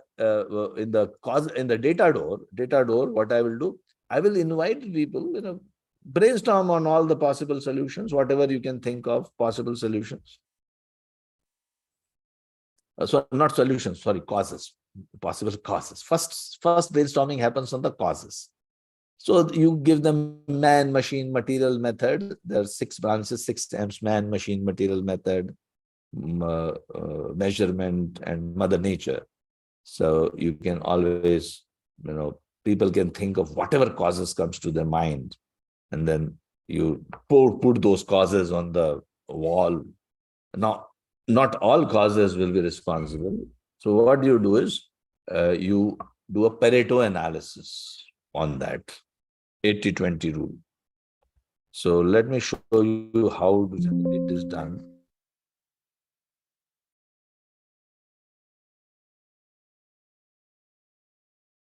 So now I have got this, I can identify, I can invite people. Okay, tell me, man means people related causes, lack of responsibility, lack of commitment, etc. Machine, software not working, material, job description is not available, measurement, etc. We get all the causes. We get all the causes. Classification helps us to brainstorm. So man-related causes, machine-related causes, people will be able to generate more causes, and then you can make a you can make a cause and effect diagram. And when you make a cause and effect diagram, you can list these are the possible causes. Now, which are the causes are appearing most of the time? So you further collect the data, and then you say, well, these are the reasons. Okay, reasons of delays. I list down. Some of the causes will be appearing more. Some of the causes will be appearing fewer times. So I can do a Pareto chart. Now, how to do a Pareto chart? A detailed explanation is given in a video, which you can observe. You can watch. Link I'll give it to you in the chat box. You can watch that. But for the time being, I'm just showing you. You just tell Minitab to count how many times each cause is appearing. So assessment time is delayed. It's appearing 13 times in my data. Job description is not available, is appearing 9 times. Approval times appearing 6 times. Or it could be voting also. You can do voting. People are present in the room. You can vote. How many people? I'm giving 10 votes to everyone. And then whichever cause you feel, you can assign 3 to 4 votes to one cause, which you feel strongly for it. And you distribute your 10 votes amongst these 30 causes. And people will distribute and then count the maximum number of votes. So whichever way you want, real data you can collect, or you can think of getting votes, you will get a Pareto. And you will find this cumulative line, like first two causes together are giving you around 57%. So first cause is contributing 34%, second cause is contributing 23%. First two together are contributing 57%. First three together, all together are contributing 73. So first four are almost contributing 84. So these four causes are the causes which you need to focus on. Okay. So these become our root cause. You can further validate these causes. Yeah. So I found that approval time might be impacting, job description availability may be impacting, types of hiring may be impacting, assessment time is impacting. That's what I feel. I suspect. So what I will do, I will validate them using some advanced tools like graphical tool, hypothesis test. So I'll not show the hypothesis test right now, but maybe graphical tools I will use. Let's say I want to really validate, is recruitment time affecting the or getting affected by the approval time. So approval time and recruitment time both are continuous data. So whenever I am dealing with both continuous data, the two continuous data types, Y and X factors, I will use a scatter plot, scatter diagram. This will indicate positive relationship. This will indicate negative relationship. Means X increases, Y decreases, it's negative relationship. If X is increasing and Y is increasing, it's positive relationship. Any kind of relationship means that X is affecting the Y. X is the root cause. But there could be one more possibility, there is no relationship. No relationship means, this X is not impacting. Don't even worry about the X factor. Look somewhere else. Look for some other cause. Something else is affecting. Let us see, recruitment time and let's say approval time. Is approval time delaying my recruitment time? Both are continuous data. I will use a scatter plot.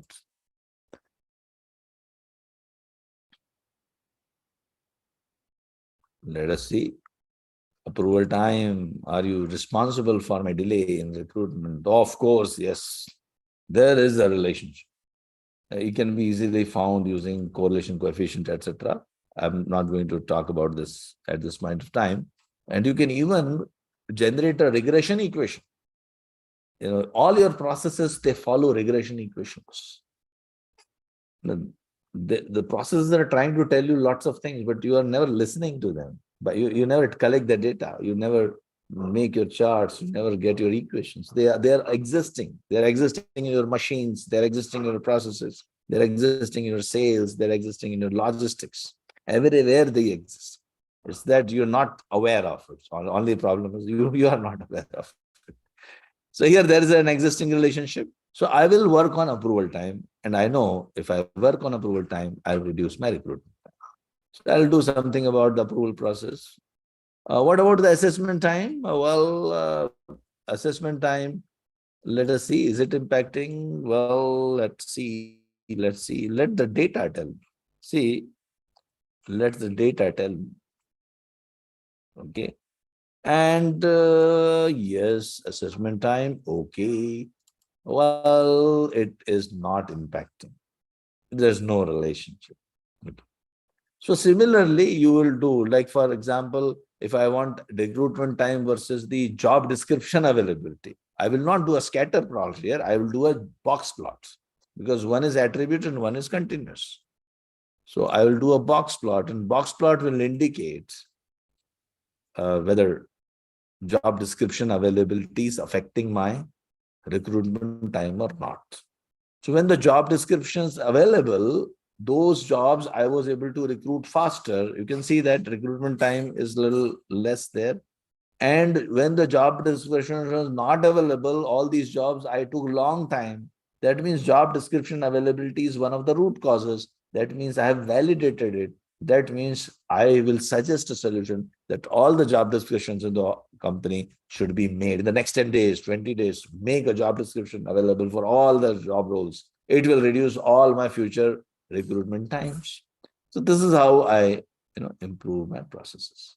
Well, so I hope you got, uh, this is the all the simple rules of analysis. If I'm dealing with continuous data, I use graphical summary or histogram. If I'm doing attribute, I use Pareto. If there's continuous and attribute, I use box plot. If there's continuous and continuous, I use scatter plot. If there's attribute and attribute, I use a Pareto chart. These are simple rules of analysis, which I just demonstrated or followed. So you can join my interactive live training. Recording is available for lifetime access. My all recordings are available to you. If you join my session, we'll have a one-on-one. Before I proceed, there is improvement control is also coming up, but some people are asking about the uh, training dates, next training days. Please, my team, if you can just show them the training dates before I proceed. So please feel free to join my training. These are my training dates. Welcome. Let me ask you one question also. Uh, uh, yeah, if I are you interested in learning further? Uh, if you are interested in learning further, I will be in touch with you, and I'll be happy to talk to you also. If you are interested, just talk to me. Talk to my team. Talk to my team first, and I've got a very very good team, which I think understand Lean Six Sigma. Well, they have good knowledge about it, but feel free to talk to me if you require to talk to me as well. But my team will definitely be happy to answer all the questions. And yeah, that if my can you put the dates? Can you put the dates on the screen? The next dates, which are available for the training. Okay, I will put it, no problems.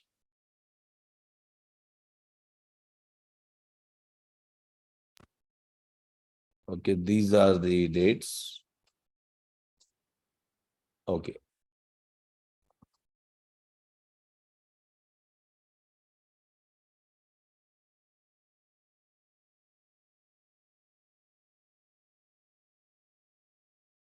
Oh, sorry.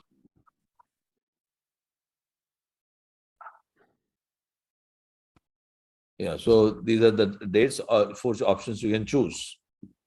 Yeah. The next batch starting very soon.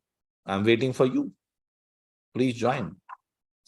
So you can choose. There are 4 batches available. You can choose either batch, whichever batch suits you. One is on Friday, Saturdays, one is on Fridays, one is on Sundays. One batch is an evening batch, 2 hours in the evenings.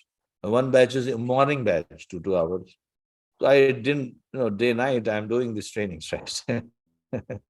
I do project management also, data science also. If you are interested in data science, very easy, simple language. I will explain everything in data science to you and make you a master of data science. Even that is also most welcome.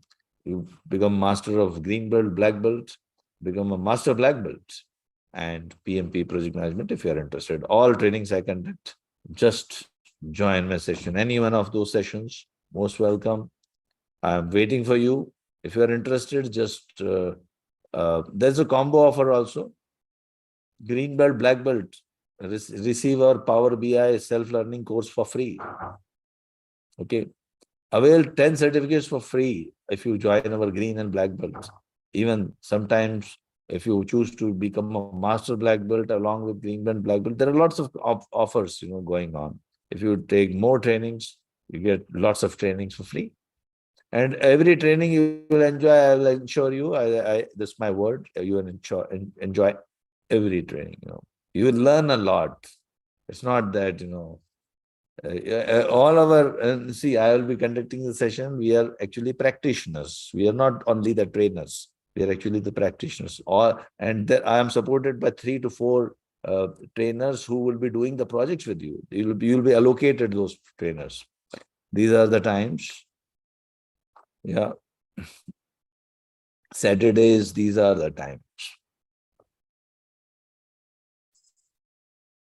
So I'd like to invite you. Some more free webinars I am conducting: PMP, CPHQ, Yellow Belt, Data Science, Power BI. Feel free to join if you are interested in any of these. And register for the training programs. Yes, go ahead. I'm not sure, should I show the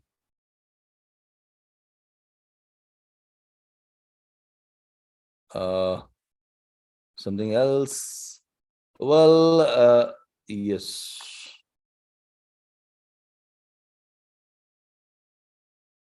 It is real value, by the way. You will be getting certification from AEC Denmark, AEC Europe, AEC Australia, whichever. The global, AEC Global as well. And we are affiliated to PMI as well. Those who are from PMP, you will get the 60 PDUs for this course. And you will get Minitab software, lifetime access to complimentary courses and video recordings. And you'll be, you will develop the capability. The most important, you will be able to save a lot of money for your organization. It costs some money, of course, an investment. It's an investment. Normal course usually costs a lot, but we have an offer for the day as we come up. This is our foundation month. In fact, next month is our foundation month. So we are providing a lot of things for free. But not only that, apart from that, 50 to 70% more discounts on whatever fees you are seeing. So just get in touch with us, and we'll be happy to give you great discounts. And if you go for some combinations, it will be costing very, very less for you. So please do join my sessions, and I'll be happy to welcome you to my sessions. You are invited to attend my Green Belt, Black Belt, and Master Black Belt training. And you are also invited to attend my data science, project management, CPHQ, Power BI, AI, data science, or machine learning trainings if you are interested. Okay, now let me show you some Lean and Six Sigma implementations in the organizations. See, how do you implement Lean Six Sigma in any organization? So what you do is you first identify the projects in different departments and allocate these projects to the black belts and green belts, the high performance in your organization. They're designated as black belts and green belts.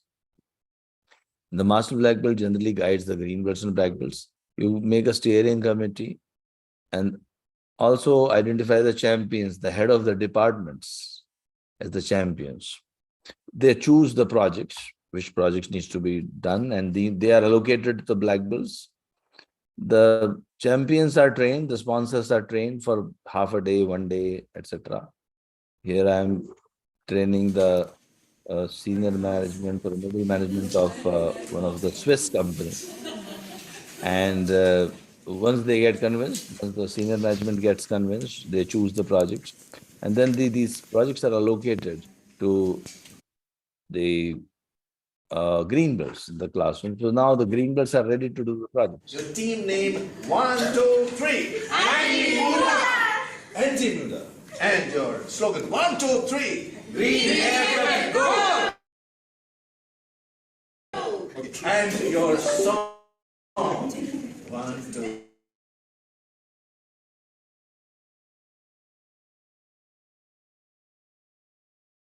So the team is now ready to do the project. Your team name 1, 2, 3. So the team is ready to do the projects. They are ready to learn. And then when they learn, they do the projects, they present the projects to the senior management. Well, we have Alex with us, and he has done excellent Lean and Six Sigma projects in National Healthcare Service and in hospitals.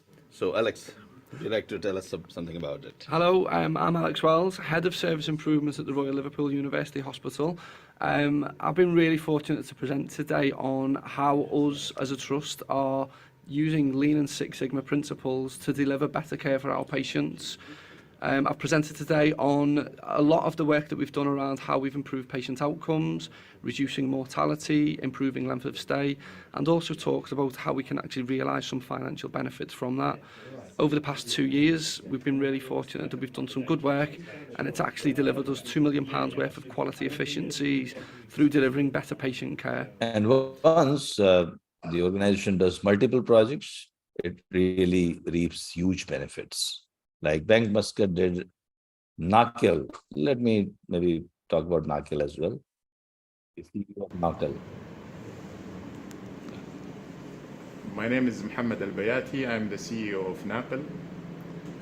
Through Anexas, Mr. Amitabh has taught me and more than 1,000 employees of NAKL, Six Sigma and Lean processes.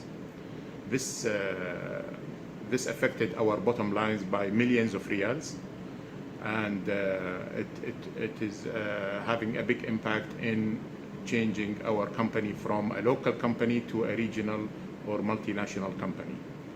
Thanks to Anexas. So it makes a huge difference, to the whole organization. Anyway, we don't have much time, but I would have loved to talk about Lean and implementation in hospitals, etc.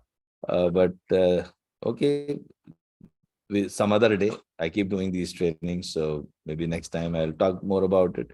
So if you are interested, please join my sessions, and I will just maybe try to answer some of your questions if you are interested in asking some questions. Please do so. Yeah.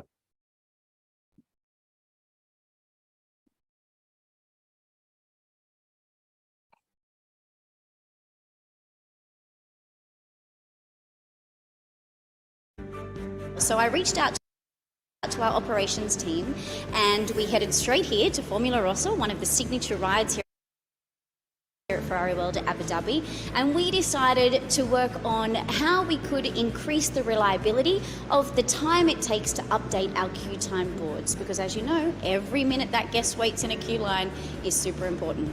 We had the brainstorming session with the team, and we went through a few topics, and then we chose the most appropriate one for the course. The chosen topic was reduce facilities management service request closeout time. So I was eager to use statistics and data analytics to solve a business challenge. One of the challenges we had is the erosion of the retail per capita spend in Ferrari World Abu Dhabi, and that was my topic. Well, actually, being an HR professional, recruitment lead time has been always a problem across the board. So taking that subject in specific will help me improve onto the recruitment cycle. So what we had worked on was redesigning the product launch process, which we've now implemented. We had a discussion within our team, and the most critical area that we faced was our closing process. So we decided among ourselves that this is the one that we should go for. Yeah, the course that we did was a week-long online facilitated course. It was fantastic. It showed us the whole methodology behind Lean Six Sigma, and it also provided a various amount of tools that we could be able to use to improve all of the existing processes that we have here in the park. Well, it was 1 week training. It was very interesting and always energetic in terms of interaction in the class. Every single day has been different, and the knowledge sharing has been remarkable. This gave us a broader perspective to understand the issues, and it gave us opportunity to do some brainstorming, and we were able to come up with better solutions from a wholesome perspective. It was a very stimulating experience where we met every day with the colleagues, all very engaged, eager to learn, and keen on and willing to actually pause, step back from their day-to-day work to get some new perspectives. So it was really a refreshing exercise. When an issue comes to us, we try to think about it from a Lean Six Sigma perspective. We try to define the issue, we make a project charter about it. We try to analyze it. So it has changed the perspective of how we look at issues. Statistics allowed me to understand the root cause of the problem and come up with the very targeted improvement initiatives that we aim at implementing within the year. So every dirham per cap increase would represent 1 million revenue uplifts in a standard year, so the impact can be significant. Well, this program is in benefit not just for me as a recruiter, but it helps the whole organization in terms of how we can identify issues, how we can look into problems. So what's really exciting is that since we completed the course and we implemented all of the changes that we worked through, we have 100% seen a decrease in the time that it takes to upload the QTime boards, which is really cool. And one other really exciting thing is that one of the recommendations that the team and I put forward through in our project, for the project I should say, is that has now been funded through the business. So you'll have to watch this space for more. I can't tell you just yet. I would say satisfaction, quality and experience, and I say that because my project was focused on how we can improve the product launch. So we wanted to get customers satisfied and improve the customer experience, and we wanted to improve the quality of the products that we were issuing to guests and the overall process that we had within the business to launch new products. I would say that it has definitely brought consistency to the team, awesome efficiency for sure. And the only other word I can kind of think of is So we have got excellent credentials, and I'll leave you with some of the videos of Lean Six Sigma applications in different industries. First, let us look at the 100 seconds video. Within 100 seconds, what is the definition of Lean Six Sigma? We'll start with that. After that, we'll talk about Lean Six Sigma in various.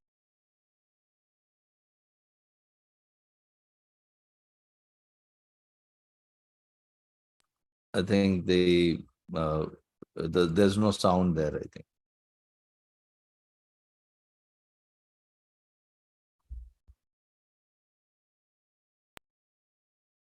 It does what?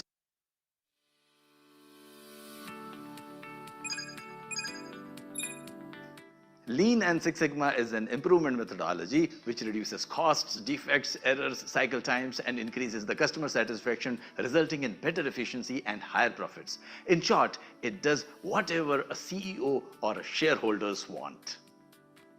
It is used in all domains, be it manufacturing, services, oil and gas, IT, construction, banking, healthcare, textile, telecom, BPO, and whatnot. Here, we convert the improvement opportunities in the organizations to projects and train people like you who are working in these processes as green belts and black belts who execute those projects in 5 phases: define, measure, analyze, improve, and control. In define phase, we set the direction for improvement by writing a problem and goal statement and forming a project team. In measure, we collect the data and understand how the process is performing. In analyze, we analyze the root causes. We map the process, identify the waste, use cause and effect diagram, Pareto analysis, graphical analysis, and hypothesis tests. In improve phase, we generate ideas to take care of root causes using lots of tools like brainstorming, mistake proofing, FMEA, etc. And in control phase, we sustain the improvements for a long time by using process management and control charts. To become a black belt, you just need to know addition, subtraction, multiplication, division, and of course, a lot of fire in the belly. Do I need to tell you that? Of course, it is Anexas where professionalism meets fun and where people fall in love with statistics and process improvement. Well, that's what our clients tell us. And we take pride in telling that we are the best. If you are not doing Six Sigma with us, then you are missing something.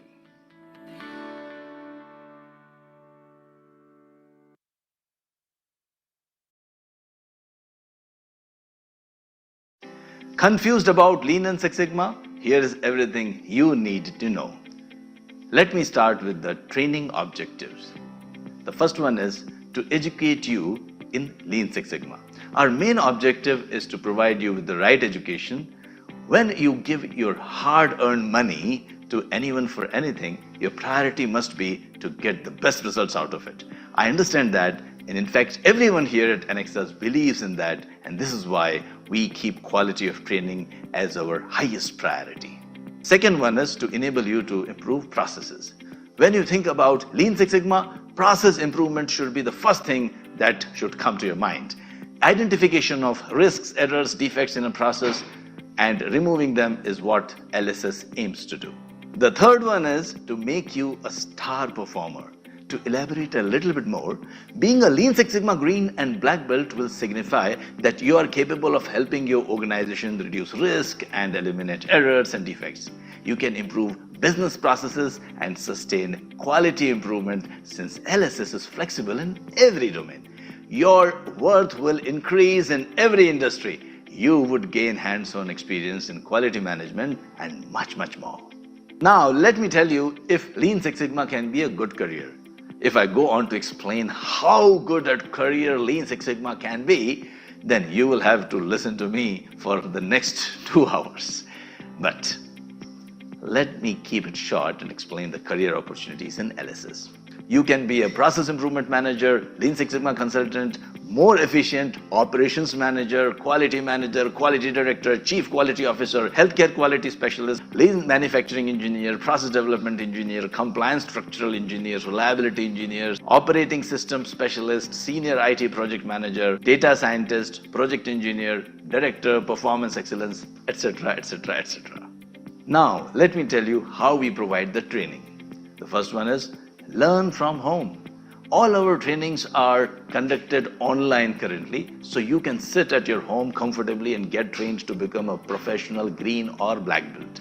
I have an experience of 30 years in this field and I can proudly say that I am the best person you can learn LSS from. Next is, certificates provided by Anexas are valid internationally. But during the training, we focus on learning the concepts, tools and techniques and everything that the course has to offer. I believe that certificates can be provided from anywhere, but gaining knowledge and the right guidance cannot be provided by everyone. And the third point is, all courses provided by Anexas are practical. We do not simply explain the concepts on paper and move on. We teach you how to implement those techniques in projects and in real life. So, if anyone asks you whether you know how to use these techniques in real life, you can proudly say yes. We offer weekday and weekend trainings. Everything is at your convenience. So all you have to do is to set your mind on your target and leave all your worries to us. So what are you waiting for? Join me in Lean Six Sigma training and let us work together to give you the best future you deserve.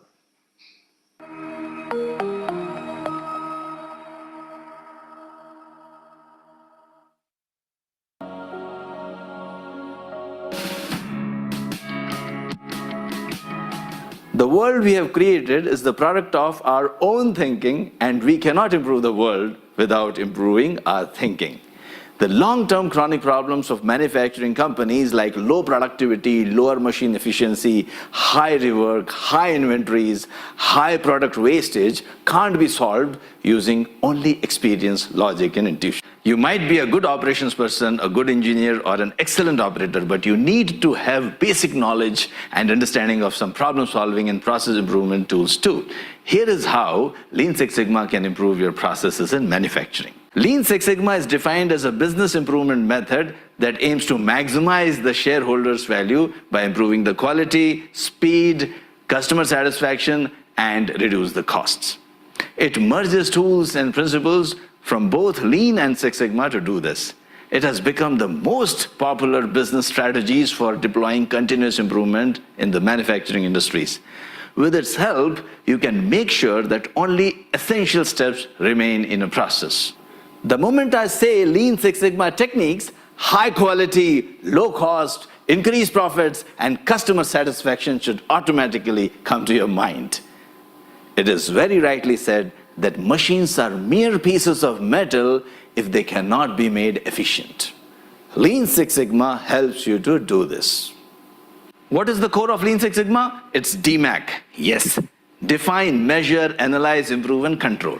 It helps you to reduce the existing problems with unknown causes. Here we train the staff of the manufacturing units as the green belts and black belts, and they convert all the problems into improvement projects. So now the difficulties become opportunities.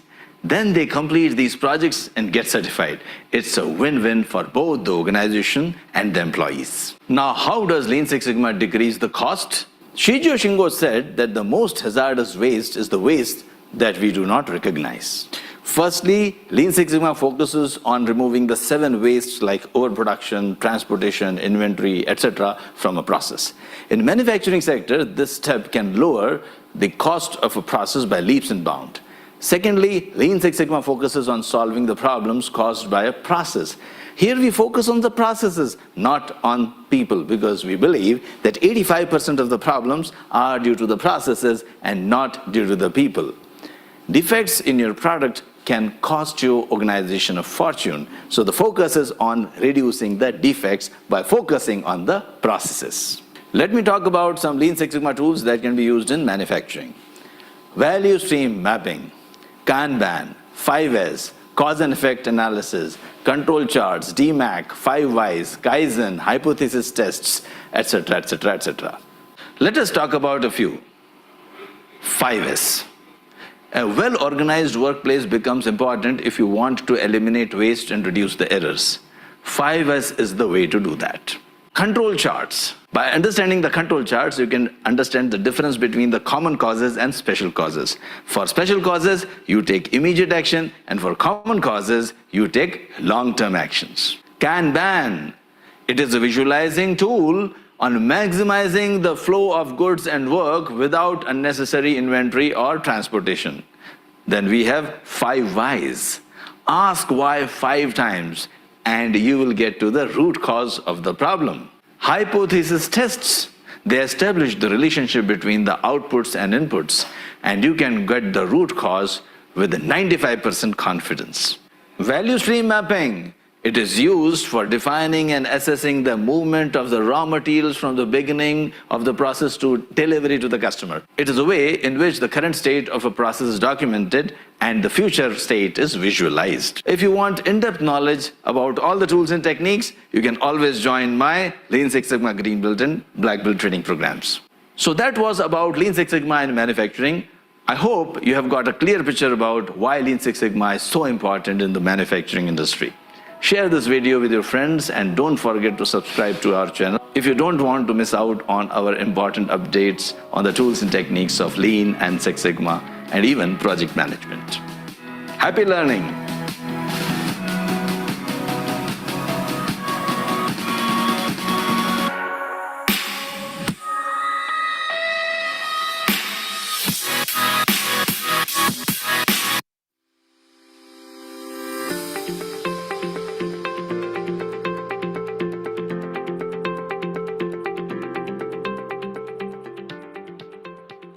Here are the 5 tips every Lean Six Sigma professional should follow.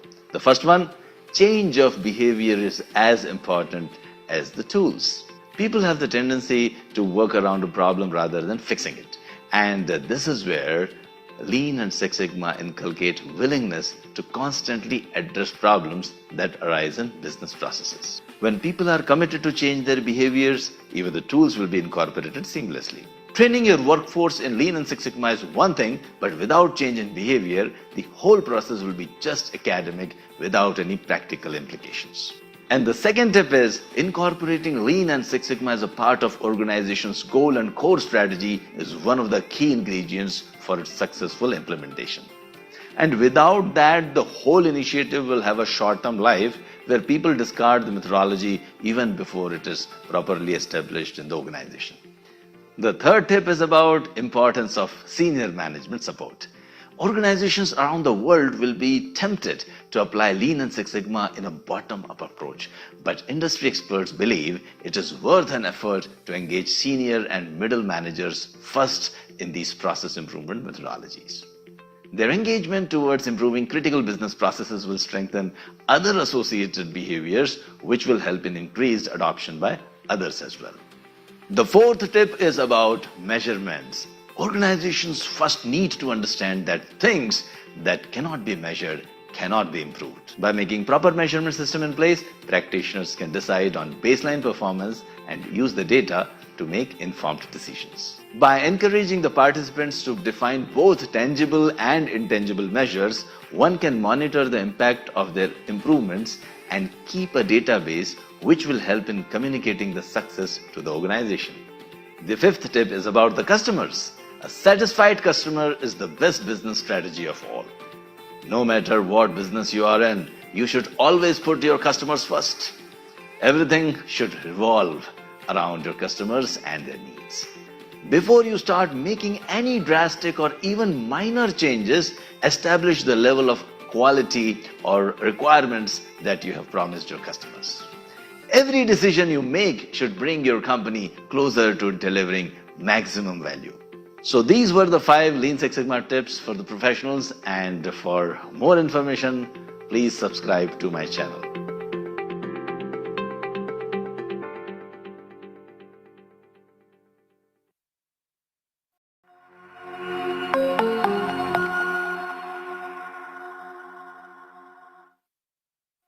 Hi, I am Anexas Master Black Belt Amitabh Saxena, and let me talk about importance of Lean and Six Sigma in healthcare. Lean Six Sigma concepts are used in industries all over the world to improve a process, eliminate waste, and reduce defects.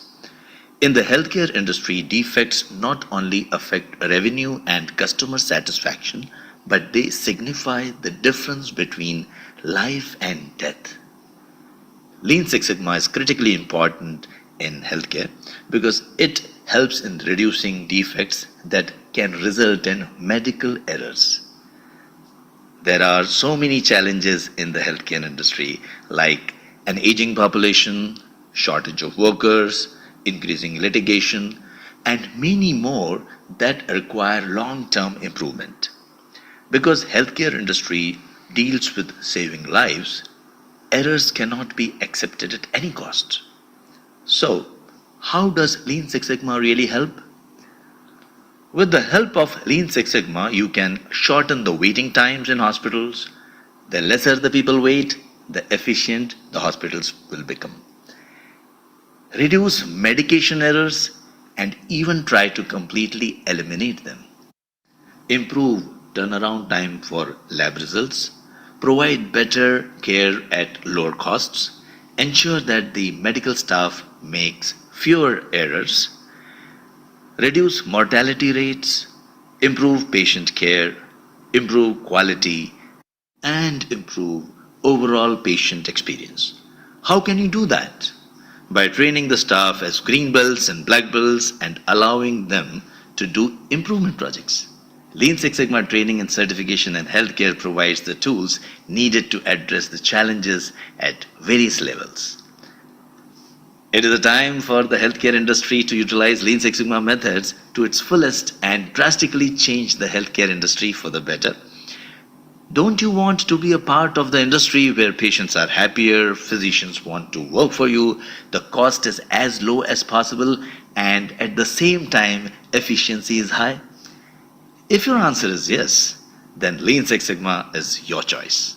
We have implemented Lean Six Sigma in more than 25 hospitals worldwide, including ministries of health of 4 countries, and we can help you too.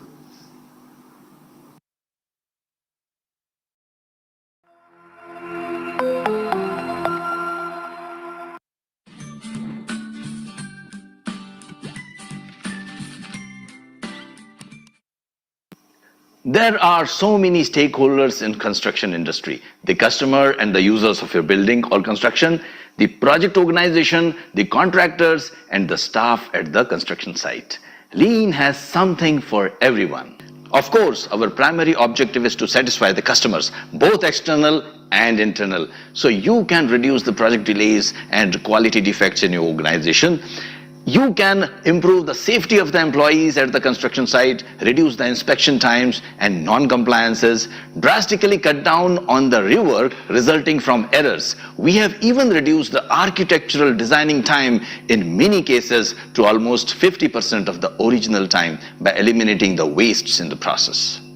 Once a process has been perfected with the lean methods, there are safeguards as well as checks and balances put into place to ensure that this efficiency continues through the life of a building or structure that has been constructed.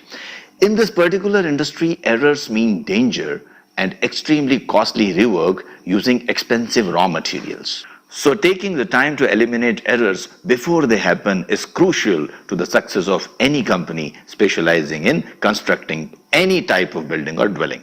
If a construction company is looking to minimize defects, then lean course can really help the bottom line and make a huge difference. You can even combine it with Six Sigma and make it lean and Six Sigma implementation to take the advantage of statistical tools also. The employees take up improvement projects after getting trained as green belts and black belts. They focus on identifying and eliminating any unnecessary waste in that particular system. This is one aspect of lean certification methodology that creates great demand for certified professionals, especially true in the construction industry. A specialized lean certification in construction will give the employees the tools they need to improve the quality of whatever they are building. Lean is a skill set that all of the leading construction companies in the world know to invest in when it comes to hire their employees. Because this eliminates the errors and also improves the quality, customers start to take notice and become loyal to the brand, knowing that they will always be able to get the best possible building at the lowest possible prices. Companies who utilize lean methods know the importance of quality, and the quality of their employees are at the top of the list. Certified employees are a resource that construction companies are willing to invest in. This is why salaries of certified individuals are on an average significantly more than the non-certified colleagues. This also improves the overall corporate culture within a construction company. Because of the certified individuals, everyone knows their role and expectations within the company and exactly how teams need to work together to bring about the positive changes. Do share this video with your friends in construction industry and let me know on what topic I should make my next video. I'm a Lean and Six Sigma certified Master Black Belt, have implemented Lean in many construction industries and would like to invite you to my Lean construction training programs.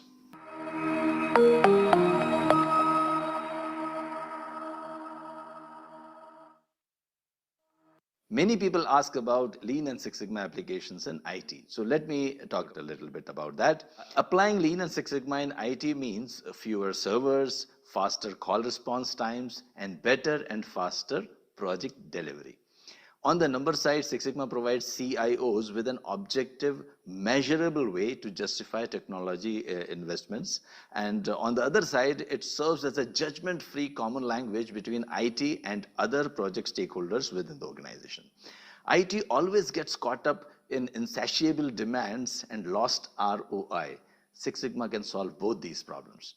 When applied to IT operations, Six Sigma aims to measure and improve both internal processes such as network speed and reliability and line of business processes in which IT has a role, such as how well an online ordering system is working. Six Sigma gives you a very precise way to demonstrate the real value of technology, and it helps us improve the way we deliver that value. So how do we improve the IT operations? By choosing projects. You can choose many projects like reduction of defect density and issues, reduction of rework, which is waste, reducing the testing times, improving the IT help desk services by reducing both the time and errors. How can you use Lean and Six Sigma in the textile industry?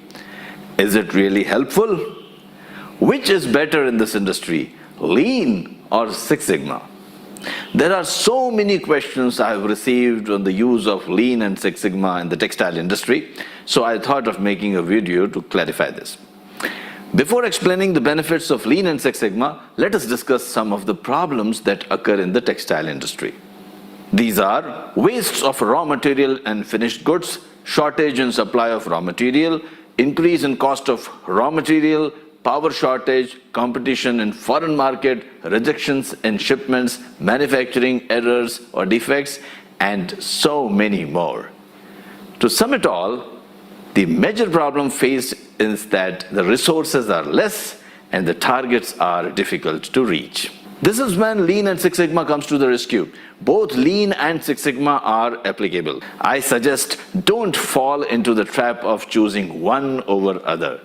Why not have both? Textile being a field dealing with a lot of variations and defects in each process, it is the ideal place for Six Sigma application, and increasing the speed using Lean implementation will make a significant difference.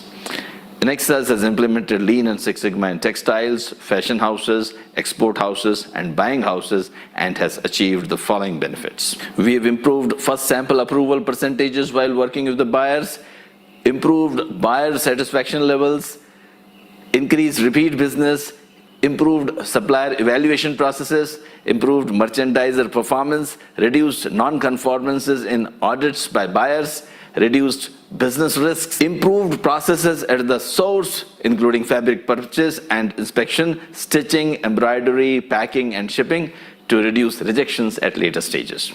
Elimination of manufacturing errors and defects have been seen in many Lean and Six Sigma improvement projects which we have implemented. We have also reduced the cost, delays, and rejections in the shipments. Here is a case study. Lean Six Sigma follows DMAC, Define, Measure, Analyze, Improve, and Control. In Define phase, we found that annual customer complaints were well over 10%. In Measure phase, major faults that occurred in final product were analyzed by using histogram and Pareto for prioritization, and in analysis, FMEA tool was used to find out the RPN values for different causes and effects, and actions were taken accordingly. What is FMEA? Well, let me tell about FMEA in short. It is a systematic analysis of potential failure modes aimed at preventing failures or errors. First, the potential failure modes are identified and corrective and preventive actions are taken. Then, after the corrective actions are implemented, process is re-evaluated to determine if the result is acceptable. To know more about FMEA, you can see my video on FMEA available on YouTube.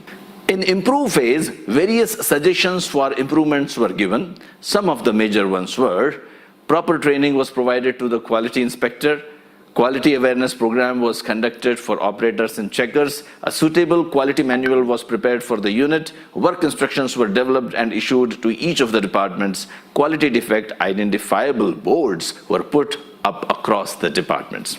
Introduction of quality checking systems or formats and constant monitoring by a trained quality inspector brought about drastic reduction in quality defects levels. There was a significant decrease in defects per million opportunities, that is DPMO. So we saw approximately 65.5% reduction in product defects after the quality system was implemented. The process sigma level was improved for both the product types. In percentage terms, there was a jump in process sigma level by 22.48% in the product. Sales of the product also increased by $30,000 per month. In the control phase, we created control charts and control plans to sustain the gains for a long time. I hope you understood the importance of Lean and Six Sigma in the textile industry. With this one case study, we have got many more case studies. For more clarifications, write a mail to enquiry@anexas.net and keep learning. Happy learning. Thanks for taking out time to watch this video. To learn more, check out our other videos. Link is given in the description below. Subscribe to our YouTube channel and have a great day. For more information you can write to us on co@anexas.net.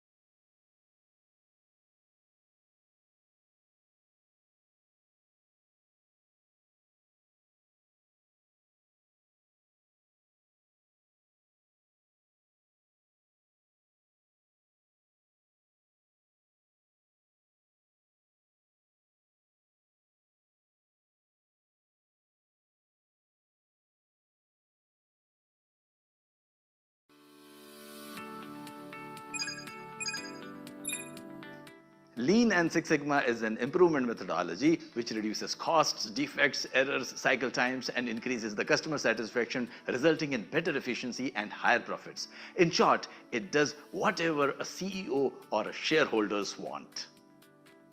It is used in all domains, be it manufacturing, services, oil and gas, IT, construction, banking, healthcare, textile, telecom, BPO, and whatnot. Here, we convert the improvement opportunities in the organization